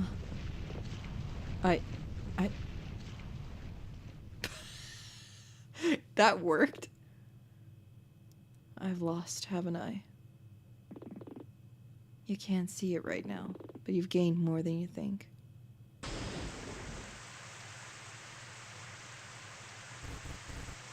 Huh. It's over. The monsters are all turning back into bikers. That means... Dylan! Yay! Atalanta Ice Pick! You okay? Are you okay? We think so. I'm just so happy you're safe. Hey, bro. You look hella cute! He knows. Looks like I'll need to find a baby shower gift after all. Seems like it's time to tie a bow on this. Yeah, she turned the bikers into monsters, yeah. Judge Tani? Oh! We do get to see her in the outfit. Yes. Can I request a special session for my client? Granted. Meanwhile, place this woman under arrest. Magical woman from a different realm. Should get to my bench and hopefully we can resume without too much delay. Oh, it's Chad. I guess he managed to avoid the chaos outside. Did he? Hey, Chad. Aquila. You okay? Outside was kind of a war zone. You didn't feel like helping out? You judged me too harshly. When you shouted to get out, I ran into a class of kids on a day tour of the courthouse and city hall. I led them and their teacher out of the building's rear fire exit. By the time I checked in on you and Tanya, it was all over. I see. You probably did the right thing under the circumstances. I've never looked great in a two-piece. All right. What's this? Some sort of note? It says... It was necessary be relentless. Necessary. Chad? You're both here. Let's bring this to a close, shall we? She got a cape. Bro. Wait, how does he know? That means he has tried a two-piece before. True. Maybe he looks good in it and he's just a little bit insecure. That would be kind of sad, but you know, could be. It could be, maybe it is his thing, who knows? I guess we'll never find out. We have assembled for a special session of court following... Your Honor? Yes, Mr. Hawk. I apologize for speaking out of turn, but you are presiding over the session, whilst bereft of your garb of office. I think you look like $1 million, Your Honor. Respectfully, of course. Well, Alas, Mr. Hawk is correct. She's back to what she was before. We have assembled for a special session of court following the dramatic events that took place outside of this very courtroom. Millia Norden? Yes, Your Honor? It has become evident to me over the last hour, that you and your colleagues have, in the past, done this city a great service. A service you repeated just now. However, all of this was extrajudicial. You were not appointed as the guardians of the city by any legal means. Your Honor? Please, Miss Aquila. While it appears your husband now sits in the gallery, circumventing the charge of murder, I believe that on the day in question, you did in fact act with intent to kill. This is all true, Your Honor, as I see it. What? Nina, surely Tawny isn't going to... We'll see what we can... Isn't there some kind of legal trick or something? Millie is a hero! I find myself in a quandary. After what I have seen, my personal feelings mean I may be forced to recuse? I don't know. Your Honor, I must insist that I speak on behalf of my client. Go ahead. The defense will accept your version of events as you just relayed moments ago. However, unlike a police officer or a firefighter or a soldier, Millie and the other valiant Valkyries did not study or work towards assuming their duty to defend Fletch City. Instead, this was a duty thrust upon them when, frankly, they were too young to truly understand that. The fact they succeeded was because they hold themselves to the absolute highest of standards. Indeed, when all hell broke loose outside, Milia could, in the aftermath, have simply left. Few would have blamed her. A fair observation. Milia? Yes? Why did you attack what stood before you during the incident? Nina, just answer, please. Trust me. I was angry and afraid. And why were you angry? Why were you afraid? Because I thought that monster was going to hurt me and my baby and everyone else in the room. In that moment, I was furious that someone would do something like that. And you feel bad about this?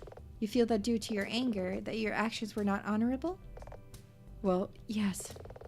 But you needed to do this, right? Of course. It was unavoidable to you? It was necessary. Because people could have been killed. I hate that I had to do this. That everyone's been put through all of this. But Hank, Maxie, they're like my family. And I couldn't let them be hurt. Order. Necessary. Your Honor, the defense puts forth a maxim Wait, I got this. I shall channel my inner Phi from Virtue's Last Reward. Necessitas non habet legem. that necessity has no law, or, in its more modern interpretation, that which is truly necessary is legal. And on that point, the defense rests.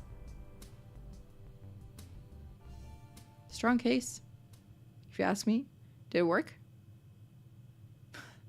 Everyone was silent. And then everybody clapped. Your furniture started floating. Oh no. I believe Miss Aquila's point stands. Yeah! Knew it! Yeah! You mean... Order.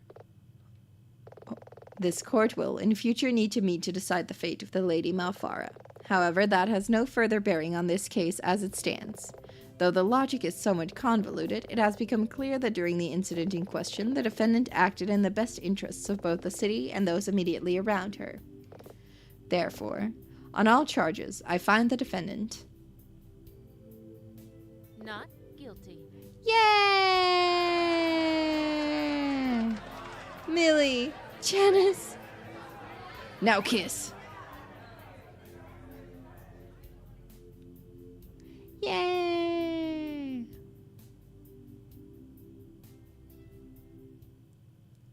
Yippee! Oh, that was the entire day. We just immediately went to bed. We didn't even celebrate or anything. We just sleep. Honestly, what a mood.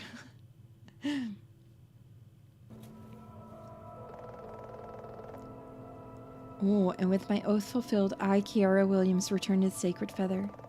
And with my oath fulfilled, I, Danny Trost, return the sacred feather. And with my oath fulfilled, I, Amara Walker, return the sacred feather. And with my oath fulfilled, I, Dylan Merlo, return the sacred feather. And with my oath fulfilled, I, Nina Aquila, return the sacred feather. And finally... I don't know. Oh, come on, Millie! We all agreed we'd do this. We're done. Is something wrong, Milia? There's still something about all this I don't understand. What? It's about the night before the incident. The person Maxie saw outside was Devina in my costume, right? That's right. But Maxie said she thought she saw her with a monster from the show. What was that about? Oh, that. What did Devin and Malfara have with them when Maxie saw them outside through the window?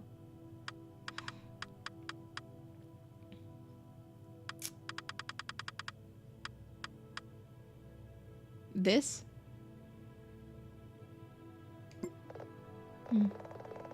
Oh. Shit. I was wrong. Not sure that was the right piece of evidence. Isn't there something missing? An item we haven't accounted for? Oh, yay. I can try again. Okay. Huh? Okay, wait.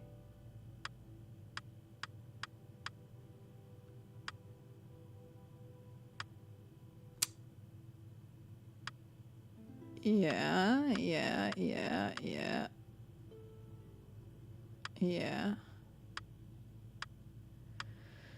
Okay. What else do we have here? The wedding ring. The costume, you think? An extra costume? Really? Oh, Janice's costume. Oh, yeah. Janice's costume, you mean, yeah. It's strange, I know, but I'm pretty sure it was Janice's Cacon costume. My costume? Think about it. If Devin hadn't disposed of the costume, people would have asked questions, such as if Janice had been incinerated, why is his costume still in wardrobe? It's the same reason she had to deploy the ammo crate. I guess she wanted to kill 2 birds with 1 stone. She had to tie up that loose end. That makes sense. I think I'm ready to do this. Be brave, honey. Remember, if you ever need us, we'll come back at the call of our name. I know. Then repeat, I know what to say. And with my oath fulfilled, I, Millia Norden, return this sacred feather. Asgard calls, and to it we must return. Nina Aquila, your quality will be known throughout the realms. As with the others, should you ever find yourself in a dire hour when all hope seems lost, call out to myself or Starna, and I will give you my oath. Help shall always find you. Thanks, Comet. Goodbye. Farewell. Bye-bye. See you never. Now I think it's my turn to thank... Forget it, you diva. This is my moment. Well done, Nina. I can never truly speak for her, but I think you did Erica proud. I know I gave you a hard time, but you're a great Valkyrie Brynhild in my book. Thanks. Now come on, girls. I'll buy you sushi. I can't eat raw fish, pregnant, so... I was talking to Kiara and Danny. I assumed you two would want to make your own dinner plans. I could eat. I know a place. Sorry. Let's roll. I was just thinking with the baby, if it's a girl, what about Nina? I was gonna say the same. Oh my god, they're naming the baby after me! Actually, honey, I want to talk to Nina for a moment. Can I meet you at the gate? Don't be long. Nina, I spoke to my mother in police detention. This is so stupid. Oh? I know that it was really you that ended the battle. What you did, I can't imagine how hard it must have been. Nothing I do or say can ever make this up to you, but know that I am forever in your debt. I understand, but really, don't let it get to you. It's a part of who I am. Now go, take Millie out to dinner. Somewhere that doesn't serve raw fish, or liver, or game meats. You know, just let her pick. I'm sure she knows. Farewell. Bye.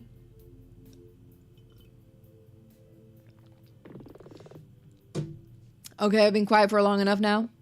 Huh? What was Janice talking about? How did you stop Malfara? It's probably easier if...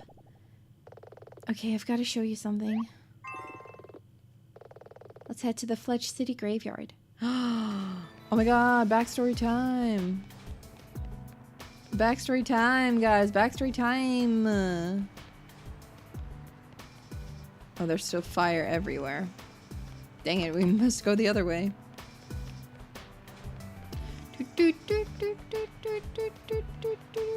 And they still need to fix up the city. But that's okay. To walk around everything. Not there. All the way here. There it is. The start of the game. It started here. What are we doing here? Dylan, I want you to meet some people. Firstly, Mom and Dad, Sarah and Frank Corvus.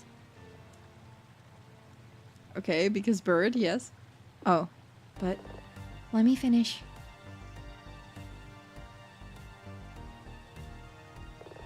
And here are Papa and Mama, Theo and Paula Aquila. You have 2 sets of parents? I guess you might say that. I didn't really... I mean, I called them both Mom and Dad, really. Just these days I use Mama and Papa for the Aquilas. I think they would have wanted that.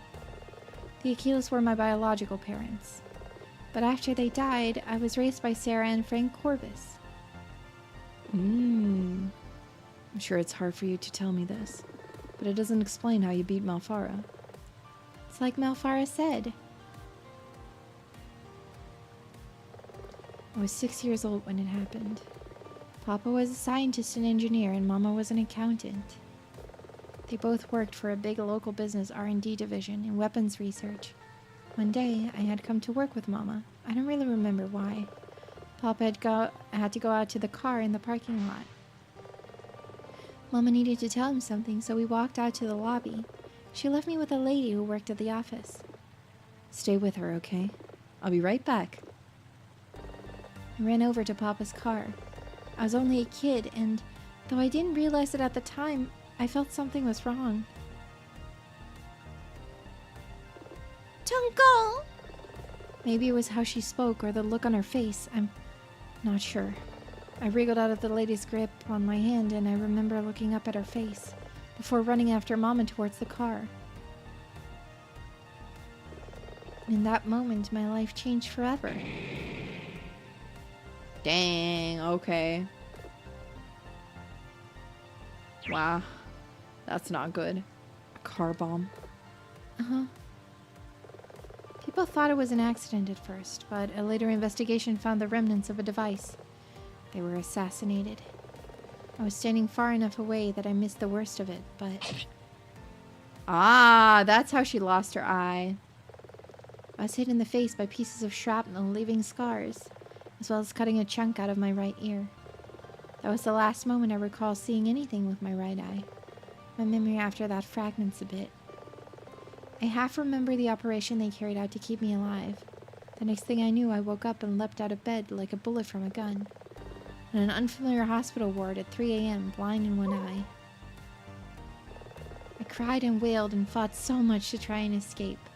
Yeah, you can see it in the ear, details, boys, details. Let me go! Let me go! Mom! Dad! Oh, poor Nina. That a nurse had to sit me down and tell me that my parents were never coming, no matter how much I screamed. That both of them were dead. I think I'm starting to get it. I'm told after that I didn't say anything for days. When Malphara spoke to us just before she attacked you, I realized that she would try to draw out your despair. But she made one mistake. She told us her greatest fear, of her child being left alone in the world, torn away from their mother. I made her relive my pain all at once. Whoa. Whoa, indeed. Oh my goodness. I'm sorry about some of the things I've said to you recently. I've never been the best at being... We're cool. Really? Both of us lost our parents to the Great Northern War, even if it was in different ways. But we work with what we got, right? I don't like... pity. Yeah. Me neither. Don't want it, don't need it. What happened afterwards? How did you end up getting adopted? Oh! The city prosecuted their employer for negligence with their security. As they were making weapons and this was in wartime, it was seen as a big failing on their part. Frank Corvus was the lawyer they assigned to represent my interests.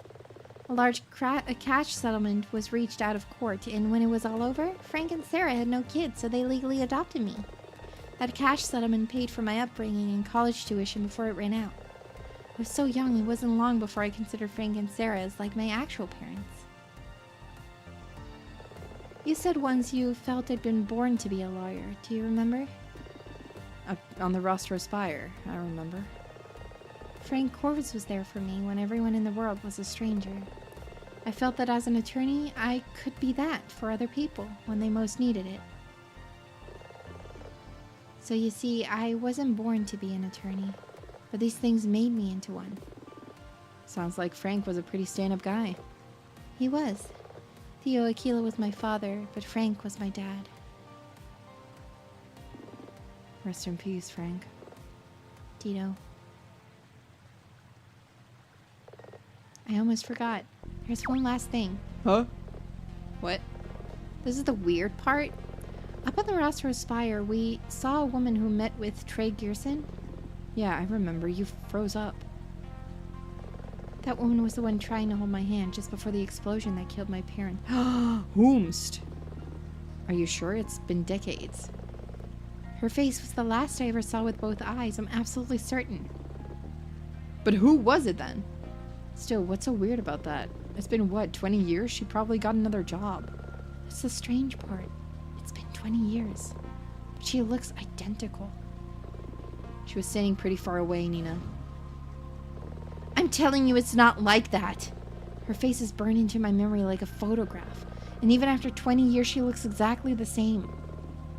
Maybe we could look her up. You got a name?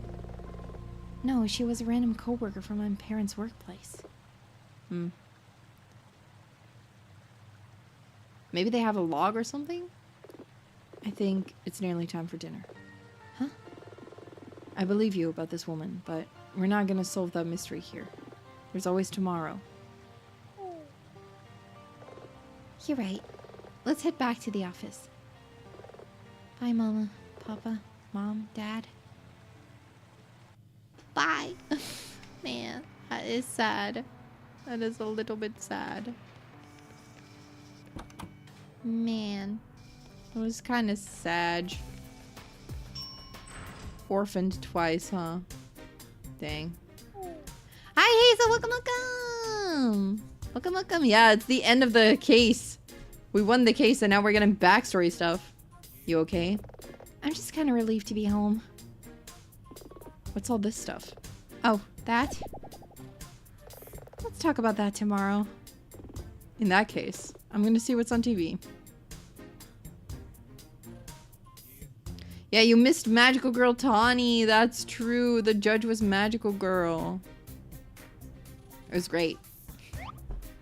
I wish we could have seen her transform. That would have been so fun. I could take a shower or just grab my night clothes from the lockers in the bathroom. I'm gonna take a shower. Oh wait, that's up here.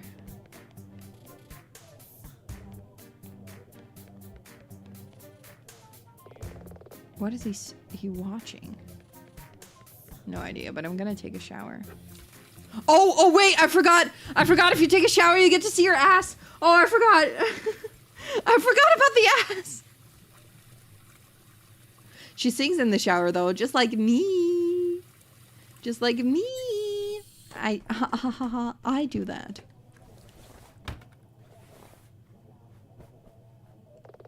That's better. Now food. I wonder if Dylan wants to get pizza? Dylan! Dylan! What are we watching?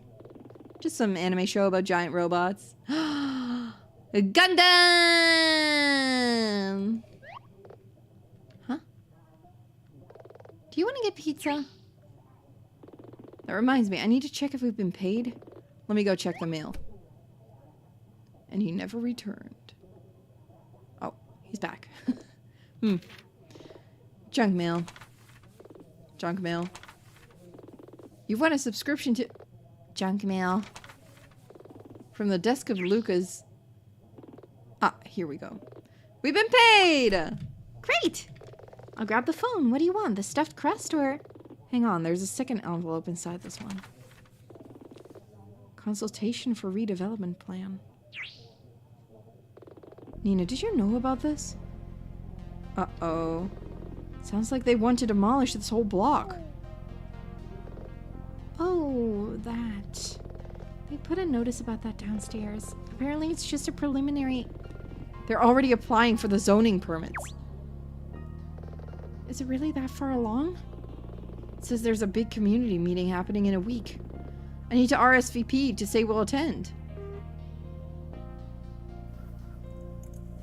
Dang. But do you want the stuffed crust or not? Hey, Dylan, why did that notice come in the same envelope as our check? Oh, the meeting's being chaired by that rich guy who owns the TV studio. He was trying to gentrify downtown. Mr. Lucas? That's the one. Lucas, it's somewhere here. Right. Here it is on the letterhead. Lucas Fulkin. Lucas Fulkin? I don't think it's gonna be an issue for Papa YouTube Null. Ah, Suzuka, really. Dang it. We'll have to see the rest of that next time. Next time on Nina Aquila Legal Eagle.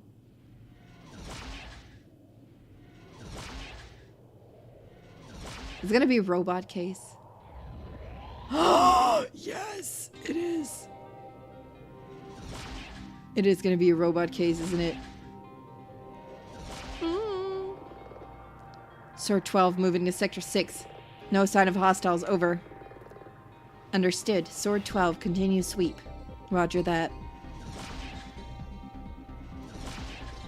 Hey, yo, are we getting a Gundam case? Get in there, robot, Riri. Truly, truly. Thank you for being a member again, Jesus. Oh my goodness, 19 months is insane. That's a year and a half. More than a year and a half, even. That's so cool. Thank you, thank you. Thank you. I'm sorry about the alerts. I've been trying to fix it up. This is Sword 12, still reporting no. Sword 12, this is Sword Actual. We're detecting something unusual in your area. Can you confirm? Over. Sword Actual, this is Sword 12. Define unusual. Yeah, I want a mech fight between Chad and Hog. Yeah. But Chad is Hawk. He's Chad Hawk. Nina and Hawk. Yeah, yeah. Nina and Chad. That's what I thought you meant. I want a mech fight too. Repeating, this is Sword 12. Command, can you define what you mean by unusual? Command.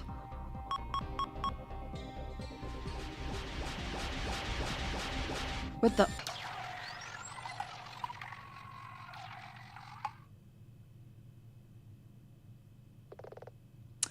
Ha! Interesting. Guys, we're here again. It's that time again! Hello! Anya Miller is back! Cat Anya. Welcome to Aquila Channel, a special viewer-facing segment where we talk to you, the viewer player. This chapter was themed primarily around the magical girl anime genre. Fans will surely have noticed some of the references spread throughout, though we reimagined an anime show within the Fledged City world as being filmed like a real-life tokusatsu show. Maybe we're going a bit fast. Magical girl or Mahou Shoujo brands have become a staple of real-world Japanese culture. But did you know that they descend in part from an American show? The 60s live-action sitcom Bewitched, in which an otherwise normal housewife is secretly a witch, was popular in Japan and inspired several anime shows which went on to become a whole genre. Now, of course, stories of women and girls with magical powers exist in many cultures across the world. But it's still fair to say that this American show had an influence on the genre, which evolved to be uniquely Japanese with its own tropes and cliches. We recommend fans who are interested should search online to learn more about these cross-cultural connections, because they're kind of fascinating. However, those early shows would usually involve a single girl using magic to solve typical life problems. It can surprise some people to know that the idea of a team of warrior girls, each with magic powers, actually came much later. Warrior girls first emerged in the 70s, though you can't really talk about this without mentioning Sailor Moon, which in the early 90s would mix magical girl fiction with elements of super team shows. Think Power Rangers. To make something that felt fresh and new. The weird part is that these days, shows where a team of magical girl warriors, usually wearing different colors, have become so popular that people almost think of it as the stereotypical cliche for the genre, when originally those things were straying from the norm. Once we had the idea of the team, it seemed to make sense that in this world their show would be more like a live-action, special effects-heavy production. Magical girl media at its core has a strong theme of identity. The girls who transform take on an idealized form, and this is part of their character's growth. It's quite telling that in early shows, the girls would often transform into a doctor or an office lady or mother. They were made for kids as their main character, so their main character would get a glimpse of the adult world during the adventure.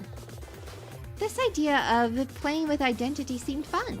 Take Milia in the story. She's so many different people to everyone around her. She's Milia the actress, Milia the wife, Milia playing a role on TV, Milia as an actual magical girl, and in the story, Malfara represents one of these lives breaking through and contaminating the others. This also tied to Nina and Dylan's story. Nina has the version of herself she shows to the world, but rarely lets anyone see beneath that. Dylan has similar motivations. Dylan and Nina found victory by working through their own issues. Even the story's final clue involved a piece of evidence easily seen as one thing. but actually something else. In a sense, both Nina and Milia wear masks, and the magical girl theme seemed a great way to explore that. Now it's time for us to sign off, but before we go, thanks again for playing. And as always, tell your friends! Chapter 5 is going to be a journey into the heavy metal world of giant robots. So if you like this 4th chapter of Nina Aquila Little Eagle, are you gonna... Nailer! What? Nailer? I hardly know her. Make sure you look us up and follow us for more news about Chapter 5. Full Metal Law! Ah, Full Metal Alchemist by Full Metal Law. Oh, gotcha. Yeah. I know, right?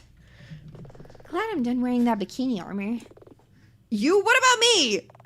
I think Goggle Boy over here actually made for a pretty cute girl. It's my hips. Always had them. Still, next one's all about mecha, right? No bikinis for that one. Yeah! What? Ever heard of a plug suit, Dylan?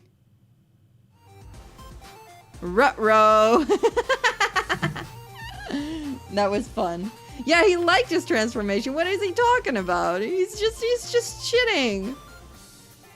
Shitting on it over nothing. And that's on Cap.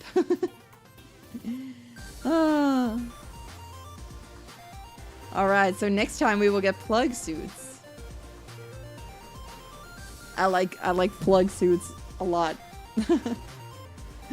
I like those a lot.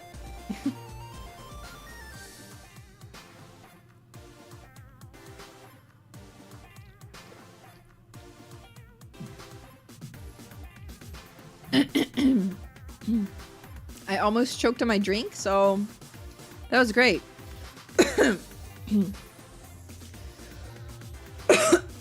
I'm fine. I'm fine. We're not choking. It's fine.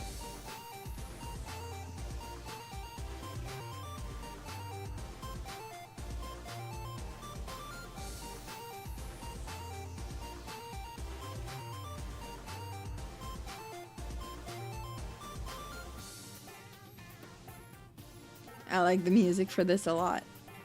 It's fun. I like the background too, like a big wing. Thanks to my wife.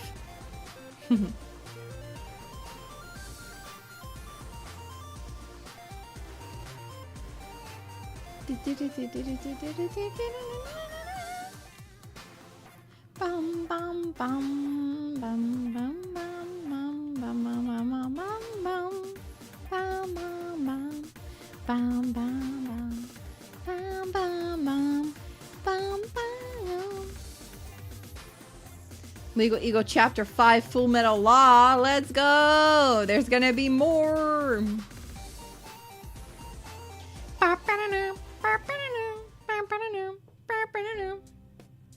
That was the game, guys. That was the game.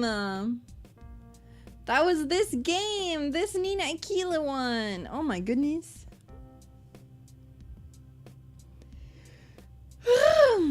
Oh my goodness.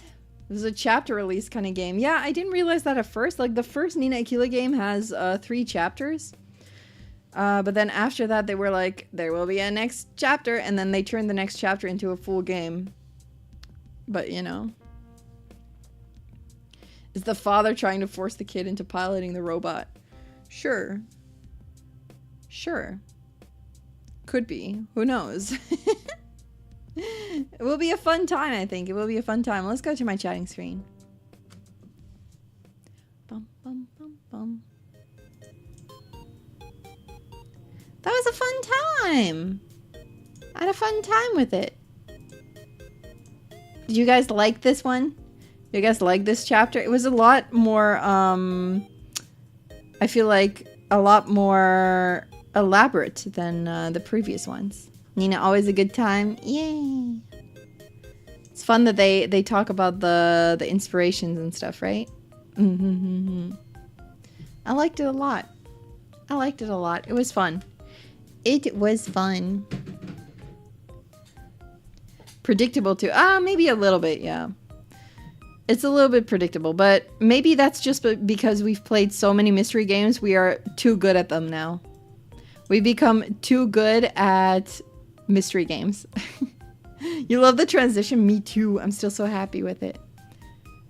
You like that they talked a bit more about their background stories? Me too. I'm curious to know what's in that box next time, maybe, hopefully. Definitely was a bit too obvious. Yeah, I think so too, yeah. A lot of the evidence that we found was just immediately you would kind of know where you would use that later on with a lot of the evidence pieces. It was kind of like, oh, this is gonna be a piece in this kind of situation. So I think that made it like easier, but it was a fun game still. I still liked it a lot. You as a kid baffled by your mom and dad always knowing who was the bad guy in mystery series. You know, my mama watches a lot of Midsummer Murders when it comes on. I always get it wrong. I never know who is gonna be the culprit. I never know. I always get it wrong. And then at the end it's just like, huh? Or we watch like the old Dutch Baantje. I also get that one wrong all the time. I'm stupid. I don't know. Midsummer Murders is very tricky. It is. Midsummer Murders is a little scary too. I think it's pretty scary. You don't play a lot of mystery games, so it was certainly a unique exposure. Well, I'm happy that you liked it. That you thought it was unique. It was a fun one. Yeah, the first guy you think it is always gets killed in the middle. That's true with Midsummer Murders. The first one that I suspect is always the one that gets killed right after the first kill. Because Midsummer Murders, for those of you who don't know, Midsummer Murders is like a detective show. There's always multiple murders. It's always a serial killer. Or like, not necessarily like a serial killer, but they always end up killing more people. There's almost never is it just a single kill. So that is interesting. And usually the one that gets killed like second is always my first suspect. I'm like, that person seems suspicious. Oh, they're dead. You love the story, but also a bit mixed on the Ace Attorney gameplay because some bits were obvious, but others were also just so wildly out there that it felt a bit cheated. Yeah, I can see how you would feel that way. I like the story a lot too. I think that's my my main thing that I like about this game is the story and the characters. But it's a good time playing it anyway, and I'm very happy that I was very happy and grateful that I was invited to play this game. And yeah, kind of get sponsored by them. So if you guys want to play Nina Aquila too, then I feel like you should. The first game is really fun as well. I really like the little mechanics that they have in each case. It has a little extra mini game that you can play, so that's really, really fun. But the first game is also really fun. It was a good game. A bit like Collateral Damage. Yeah, exactly. But it's a fun time. I like watching detective shows too, although they do scare me. I don't really watch them when I'm alone, and I don't really watch them, quote unquote, for fun. If Mama watches them, I will watch them with her, but I always have to see the end. Or I will look up who it was. If Mama, sometimes like halfway through Midsummer Murders, Mama will go to bed and be like, I'm tired, I'm gonna go to bed. And I'm gonna be like, but Mama, they didn't solve the case yet. And she's like, no, you can stay here, like downstairs where it's dark and I'm alone. And I'm like, no thank you. No thank you. I will also go upstairs. I don't want to stay downstairs. So no thank you. So what I will do then is look up the episode name and look up the synopsis and see who did it. So I just know that they caught them. I don't know, it's so dumb. It's so dumb. This is stupid.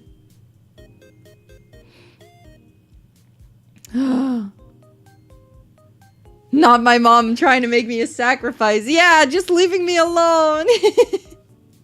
In fear. I've always feared that, and I know that when I go home, like, to her spaceship and I watch those shows with her and she goes to bed, she's still like, are you seriously coming upstairs as well? And I'm like, yeah. Yeah. I'm not gonna sit downstairs in the dark when you are upstairs. That's scary. That's scary. I don't like that. I'm afraid of Mama's spaceship. It's too big. It's too big. It's scary. It's too big. It's too big and scary. I really don't like the dark. Sometimes when I wake up in the middle of the night and I have to pee, right? And I go to my bathroom to pee. And I go back. I'm kind of afraid of like turning off the lights and closing the door behind me. I don't know. It kind of freaks me out too. So I try to do that like super quickly. But it's like the middle of the night. I'm like, I don't like this. I don't like this. It's kind of scary. And then I just go back to bed and I'm like, I didn't like that. In my one-room spaceship, guys. My one-room spaceship. Even in your own home. Yeah. In my one room, my own spaceship that I'm so familiar with. I could find my way here in the dark, like blind. I would know where everything is. But still, it scares me. I'm just afraid. I'm just afraid. I don't like the dark. You blame your dad. He was like, you're 15, right? This PG-18 movie is fine for you to watch. I was always baby. I was always baby. I remember one of the first quote-unquote scary things that I watched that I thought was scary and that I was like preparing myself to watch was Harry Potter. The first Harry Potter movie. I read the book first and then I was like, I want to see the movie, but I think it's going to be a little bit scary. I was a tiny bit scared. And I had the same thing with Twilight when I was a kid. I was just easily scared. I was just very, very scared of a lot of things. Hi, June. Welcome. We're just chatting a little bit. I just easily got scared, and I still do. I'm still easily scared. I still don't like horror movies and stuff. And sometimes I'm reminded of a scary book that I read when I was 12. I read a book in which girls were kidnapped in order of the alphabet because this guy was upset with his ex-girlfriend, I think, and then stole her phone and went through her contact list and kidnapped every girl that was on there. And there's one, you would, some of the chapters would start with, POV, you're the girl that's about to get kidnapped, right? And I was absolutely freaking afraid. I was terrified. I read that book when I was 12. I was terrified for weeks on end. I remember there's one of the chapters is a girl gets kidnapped. And actually, she gets killed, actually, in that moment while he's trying to kidnap her, but accidentally kills her. But the thing is, that girl, she's 16, I think. The girl, and you read, POV, this girl is home alone, right? Her parents leave. She's home alone. And the lights go out, the fuses, but there's something wrong with the fuse box. So she goes to their, basement to get that fixed, and then is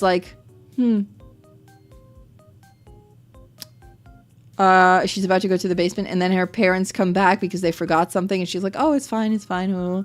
And then the lights turn off again. She's about to take a bath, by the way. She's taking a bath, and then the lights turn off. So she's like, oh shit, I gotta go to the basement to fix the fuse box. So she goes to the basement, and then she thinks she hears something in the basement while she's working on the fuse box. So she's like, just to be sure, I'm gonna lock the basement behind me. Just to be sure, I'm gonna lock the basement, which sounds like a smart move. So she locks the basement behind her, goes upstairs, takes a bath, lights turn off again, because the fuse box is again, there's something wrong with it. And then before she's able to, turn the lights on again, this guy is in the bathroom and is drowning her. He's trying to sedate her, but she's not, it doesn't work. The sedation doesn't work. And then he's trying to drown her, knock her out so he can kidnap her. And I vividly remember, like, in the book, he says something along the lines of, like, smart of you to lock the basement, but I was already out of there or something. Or, like, you made a mistake back then. You should have locked it before. You should have locked it earlier if you wanted me to stay out of there. Because apparently he was behind her in the basement. And then...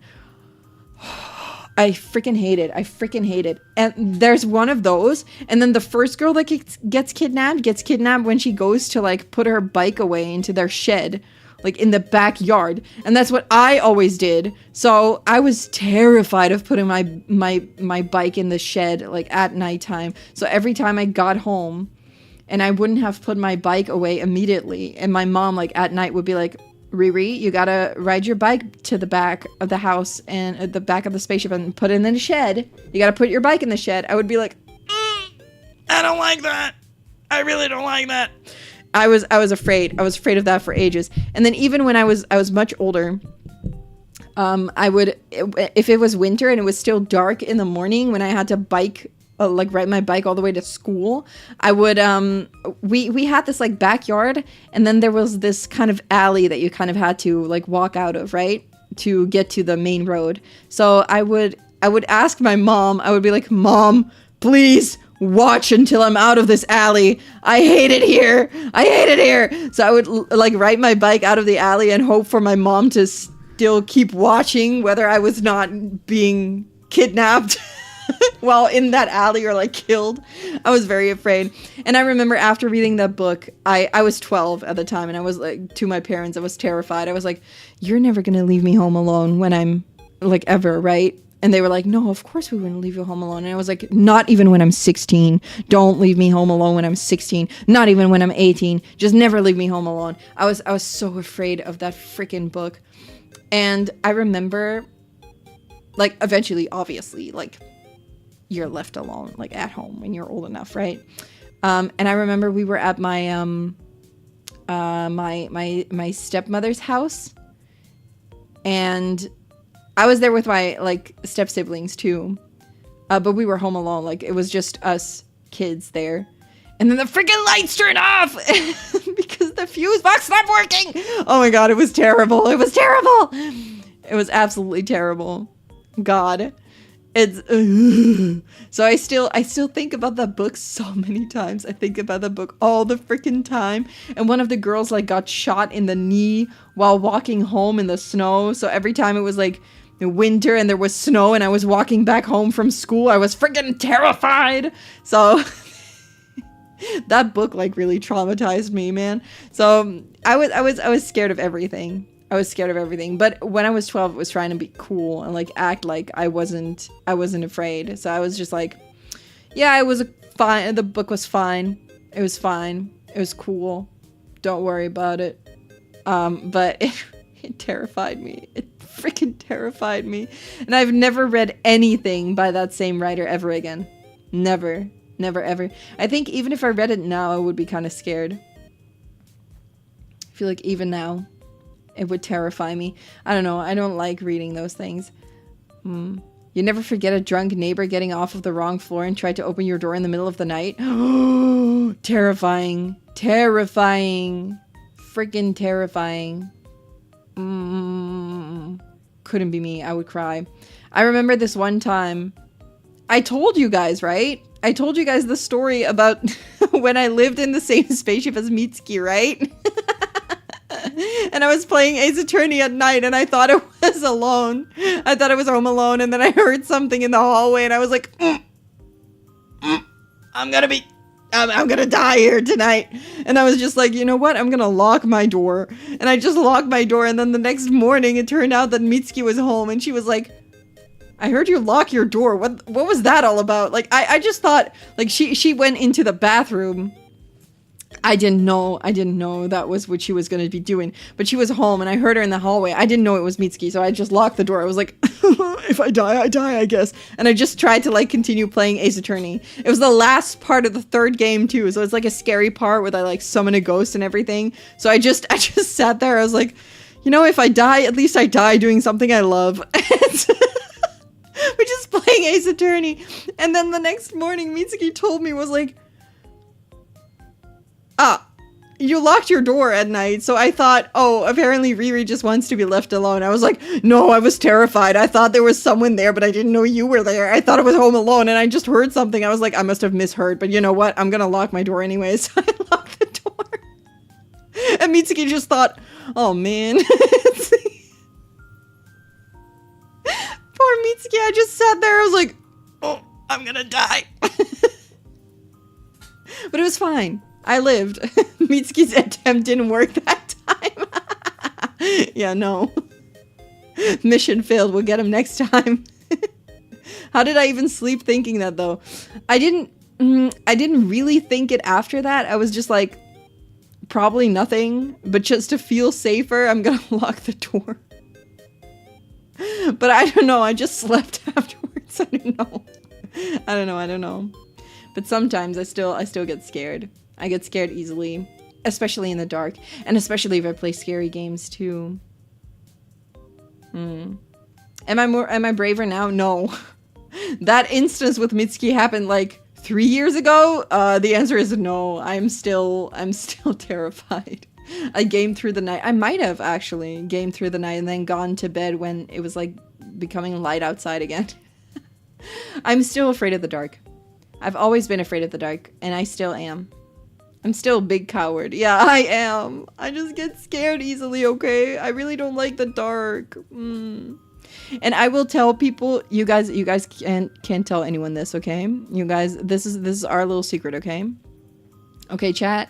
Promise me that you'll keep it a secret, okay? But whenever I'm with people, and like you stay the night or something, and I turn off the lights, or like I want to keep a light on and I have to explain why, I never say like I'm afraid of the dark. I always say like, oh no, it's because I really don't see well when it's like a little bit darker. So then for me, I don't sleep well when it's super dark, because then my for some reason my brain just can't like figure out whether I'm awake or asleep because it's dark all the time. So, you know, I don't sleep well. The truth is I don't sleep well, but the actual truth is I'm just freaking terrified of the dark. I'll just lie to sound like I'm still cool.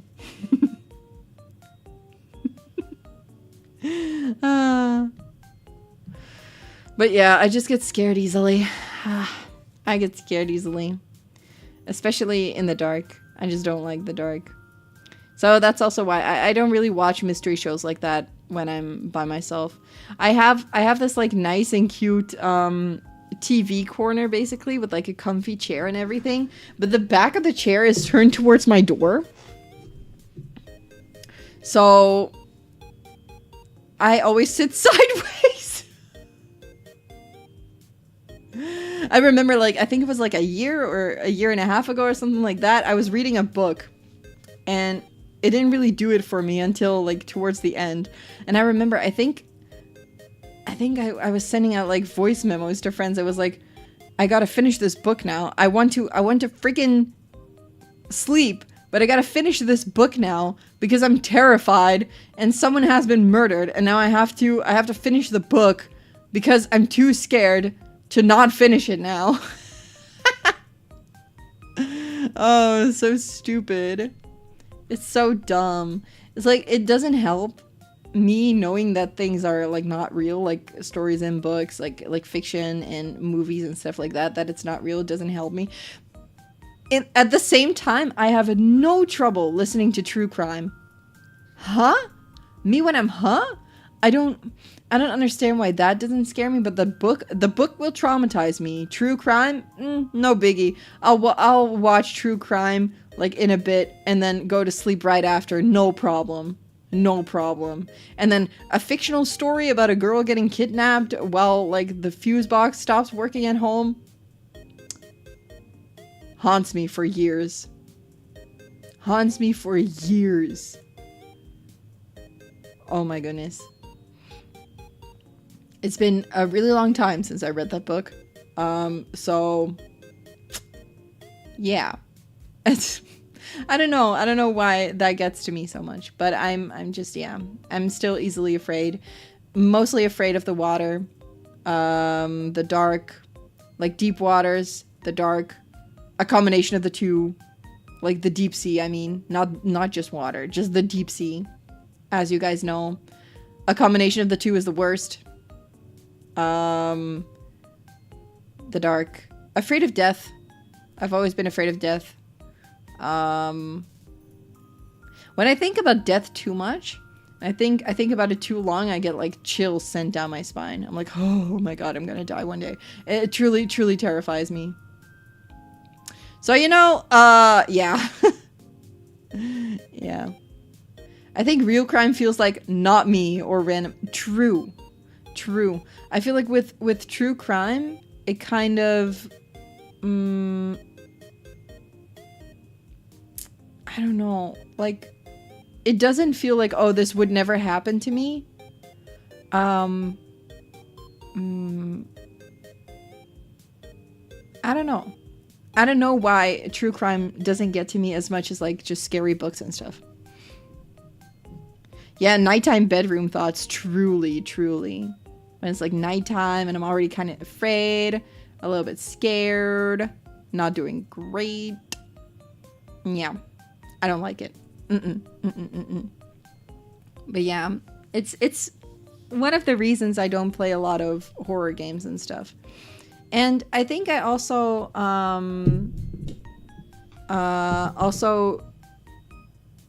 I've also told you guys, right, that like one of the horror elements that scares me the most is zombie apocalypses. And I don't know why, but I feel like that's a little too realistic, you know? Like, I can see that happen. So, like, zombie stuff, I don't know why, but zombie stuff really scares me. Zombie stuff just really scares me. Zombie stories. I guess that's why Resident Evil also scares me so bad, depending on which one. But I played, like, Resident Evil 2 remake. I didn't play it. I didn't play shit. I just watched a friend play it because I was sweating. I held the controller. I was sweating. I was like, I can't do this. I can't do this. A zombie game, I don't think I would ever be able to play it. It's a little too realistic to me. I don't know. You feel the opposite? Like, zombie stuff is so out there that you don't really mind about it? That's me with, like, cosmic horror. I'm like... Okay, scary things in space, alright. And then I think, like, Lovecraftian horror, I really like. I really like the Lovecraftian vibes. That doesn't really scare me as bad. Which is, I think, why I like Dredge so much. Like, stuff happens in Dredge, it's kind of spooky. I still get, like, startled. And there's still, like, spooky stuff that I'm like, ooh, that's creepy. But I like it. And I like psychological horror. I like psychological horror a lot. But, like, just zombie horror? No, thank you. Survival horror is basically... It's not my favorite kind of horror because, usually... I don't know. It's just scary. Like, the thing... I don't know how to explain it, but I think if I were to find myself in a situation like that... I would just kill myself. I've talked about this with friends before, but if there, like, realistically, if there was a zombie apocalypse, I don't think I have that survivor instinct, man. I don't think I have that survivor instinct. Also, I mean, let's be real. I'm not an athlete. I'm not extremely smart. I don't like it. I won't survive a zombie apocalypse. I am book smart. I'm not street smart. I'm just gonna die. You know, I'm just gonna die. In game. Yeah, in game. I would just yeah. I don't think I have that survival instinct. You think I do, Hazel? Really? I don't know. I don't know. I'm the bait. Yeah. You can use my body as bait. Don't worry about it. No, I don't think I would have that survival instinct. I've talked about it with friends. I was just like, if there's a zombie apocalypse, I think I'm just gonna die. I think I'm just gonna die. I don't think I have the mental nor the physical strength to try to survive that. Like, I find it so funny when there's those like internet posts. I sound like such a boomer when I say it like that. But like posts on the internet that are just like, in a zombie apocalypse, what would be your weapon, right? Like, what would you do in a zombie apocalypse? And people sometimes reply like, I would build a bunker, I would do this, I would do that. But I always think, realistically speaking, the people that would survive that are people that are into surviving, people that are athletes, and people that are just people that are physically and mentally very strong.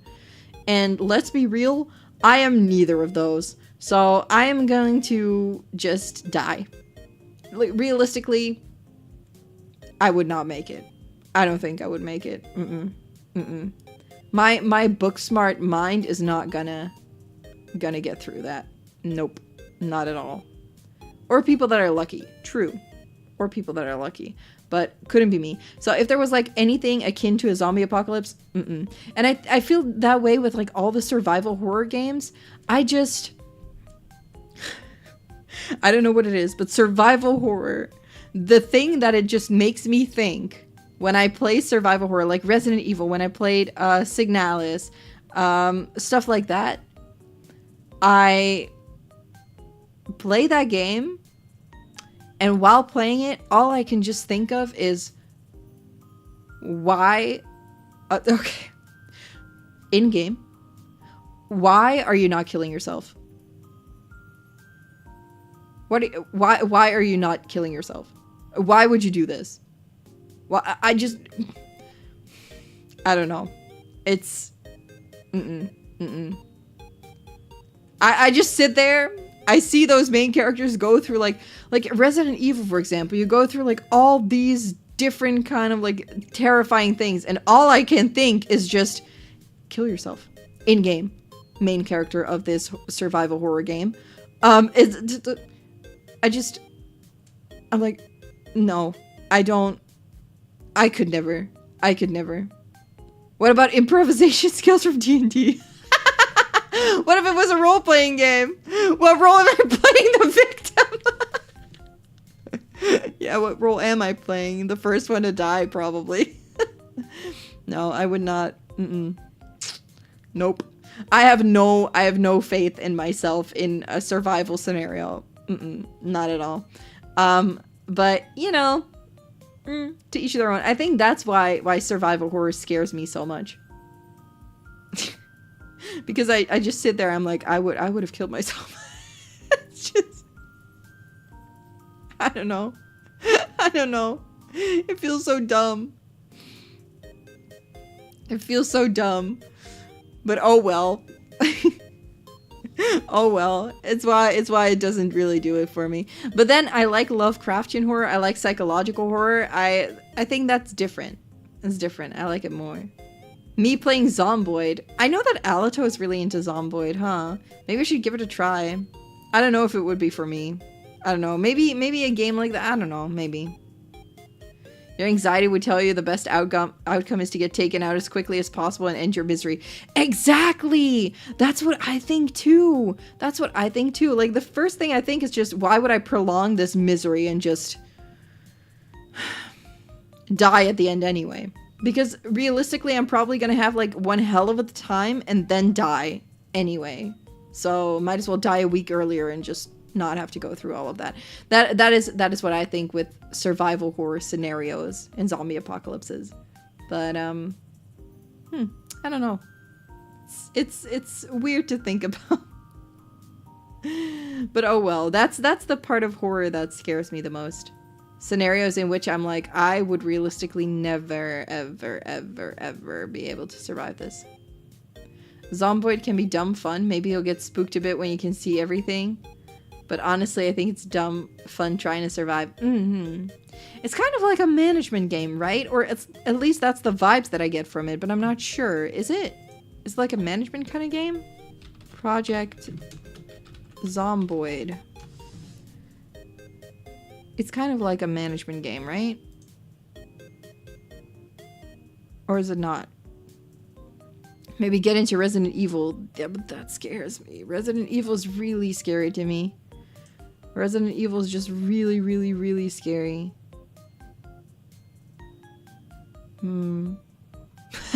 You recently rolled your ankle on the doormat. Do you think I have the coordination to outrun a zombie swarm? Truly, I've got like the biggest fuck-ass blister on my foot right now because I walked around Amsterdam all day on Sunday.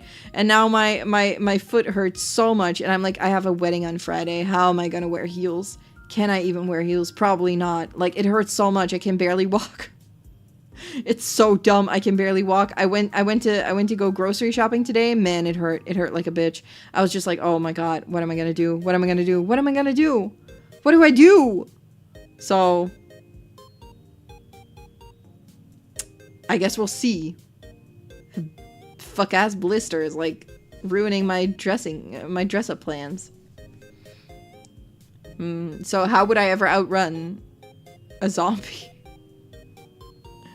You can say it has some management, like inventory, injuries, and weight. Ah, yeah. Okay. Interesting. I don't know if that game would be for me. But maybe I can give it a try someday. Who knows? Who knows? It might be fun. But yeah, there's a lot of games that, if I found myself in that kind of scenario, no thank you. No thank you. Or jobs that I would never do. Similar, like Subnautica, I would have just killed myself. Subnautica, I would never go through all that trouble. Maybe I would try to find an island, and that could be it. And I would live on that island forever. But nuh-uh. Soma would be up my alley. I have a feeling like you're lying to me. What is this? Oh, I've seen this. I've seen this before. A sci-fi horror. I've seen that game before. Soma. Wait, let me look at that again. Soma. Oh, I didn't put it on my wish list. Oh, I thought I did. Yeah, I think it would definitely be scary. Oh, I would fear this so bad. But it looks so good. You know what? I'll put it on my wish list. Just to, like, look at it later. But it looks cool. It's a sci-fi horror game. I think... Wait, below the waves of the Atlantic Ocean?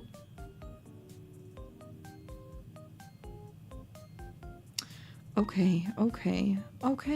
You guys just want me to play another game that takes place underwater after I've already, like... struggled my way through Subnautica. You guys want me to do this again? When will it end? When will the pain end? When will it end? The true test would be a VR horror game. No, thank you. I would never. I don't think. No. I think. No. I would not be able to. Layers of Fear is more psychological.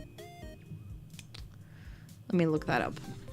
I've heard of the game before, but I haven't played it. Layers of Fear. Yes, I'm old enough to view this. Let's see. Ooh, narrative focused psychological horror experience is ready for its final brushstrokes, blah, blah, blah. Are you ready to return and face your fears one last time? Oh, this is another... There's several Layers of Fear games. Oh, yikes. Oh. Okay, I mean... Ooh, Layers of Fear? It looks good and terrifying, but also really cool. Huh. I'll add it to my wish list just to think about, you know? Those are the games that I'll think about. The weirdest thing for you was in VR, you visited a Honkai Star Rail world, accidentally stepped off a roof, and your body genuinely reacted like you fell. Oh, yikes.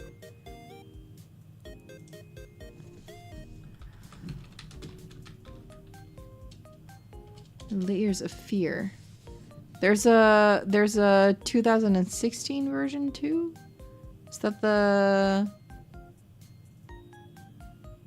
Is that a same... No, this is a different one. I'll add both to my wish list. Parasocial certainly wouldn't give a streamer nightmare. I played Parasocial. I played Parasocial during October in 2023. I played Parasocial. That scared me though. The thing is, I don't like jump scares. Jump scares will get to me. I really don't like jump scares. But that's why I like a good psychological horror that doesn't rely on jump scares. That's what I like. That's what I like.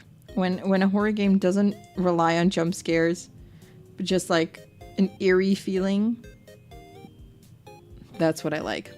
That's what I like. But you know. You know. There's games for everyone. Jump scares seem to be a little cheap. Yeah, I don't know. Sometimes I feel like they do make sense, like putting them in certain places, but I personally just don't really like them. I'm not a big fan. I am not a big fan. Not a fan at all. They get you every time and then you freeze. Yeah, I have kind of the same thing. I don't like it. I will just run out of the game and then be like, I don't want to play this anymore. Which is a shame. I feel like making you creep yourself out is much more scary, especially when it turns out to be nothing. Yes! I like that a lot more. I like it a lot more when it kind of like gets to me that way. When it's something that's not scary at all. Yeah, you just can't play them. Your thumbs don't move. Yeah, with jump scares, it makes it really, really hard for me to play through a game because all I will do is just be like wary of jump scares this entire time. Like everything will startle me, which will just not be a fun experience. It takes me super, super long to play the game. I won't really pay attention to the story anymore. It's stuff like that that I don't like about jump scares. It really takes me out of that gaming experience and just puts me into a state of fear. Which I personally don't really like. But I do like it when games are just a little bit, like, eerie, underlyingly scary. I really liked the room games for that. They were puzzle games. They were kind of spooky, not really, but they were kind of spooky. And I really liked what's the name again? Killer Frequency. Killer Frequency was really good because that also didn't really have jump scares. Aside from the first scene, it didn't really have jump scares, but it was still very scary. Still very scary. Just because the thought of something scary happening was already enough to scare me.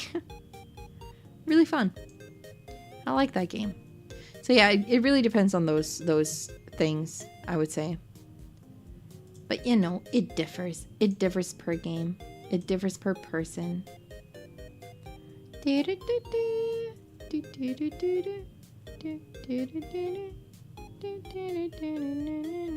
want to play Killer Frequency in VR? Is that even possible? Can you play Killer Frequency in VR?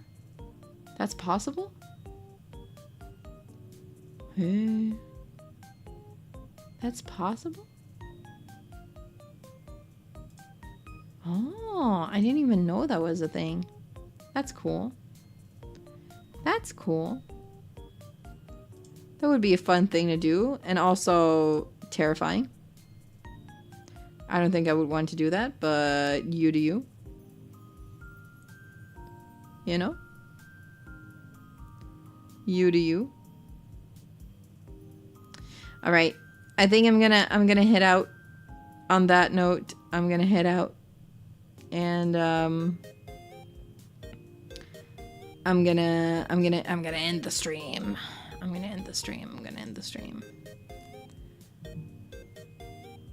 So yeah, that's gonna be it for today, but I will be back on Wednesday for Fogs with Alito. Yippee, yippee, yippee, yippee, yippee. Yippee, yippee, yippee, yippee, yippee. I'm excited about that. I'm excited to play Fogs again. We're probably gonna complete another world. I'm gonna end it all. No, just the stream. But yeah, it was a fun time. Thank you guys so much for finishing Nina Aquila with me. I had a really good time playing this game, and I'm very happy that we got to play through so much of it and just play the entirety of this game together. It was a really fun time, and I'll be seeing you guys again on Wednesday for Fogs with Alito. It will be at the same time as today's stream, 8 p.m. my time, 6 p.m. summertime. And until then, I'll be seeing you guys on the Twitters, the TikToks, the Discords, and the Instagrams. For real this time, because I'm finally editing TikToks and stuff again. Yippee! Aren't we happy about that? Aren't we excited? Finally, TikToks are back. TikToks and YouTube Shorts and just and Instagram posts and stuff. They're finally back. So I hope that you guys enjoy those little shorts. I really enjoy making them, so I hope that I can do that a little bit more in between all the work that I have to do. Oh my goodness, busy times. But yeah, I'm very excited to be playing Fogs again on Wednesday and for the rest of the streams this week. This week there will be no Dredge stream. That's because we're having a membership stream instead, and I have a very busy week. Like I said, I have a wedding this week. Oh my goodness, Riri at a wedding. Wow, I can't speak. Riri at a wedding, and then it's gonna be Riri barbecuing at Mama Star's place, and then it's gonna be Riri working on cosplays and stuff. So yeah, I'm excited. But I'll be seeing you guys again soon. Until then, I'll be seeing you guys on all the other platforms. And until then, thank you guys so much for coming, and bye-bye. Bye-bye. Bye-bye. Bye-bye. Bye-bye. Bye-bye.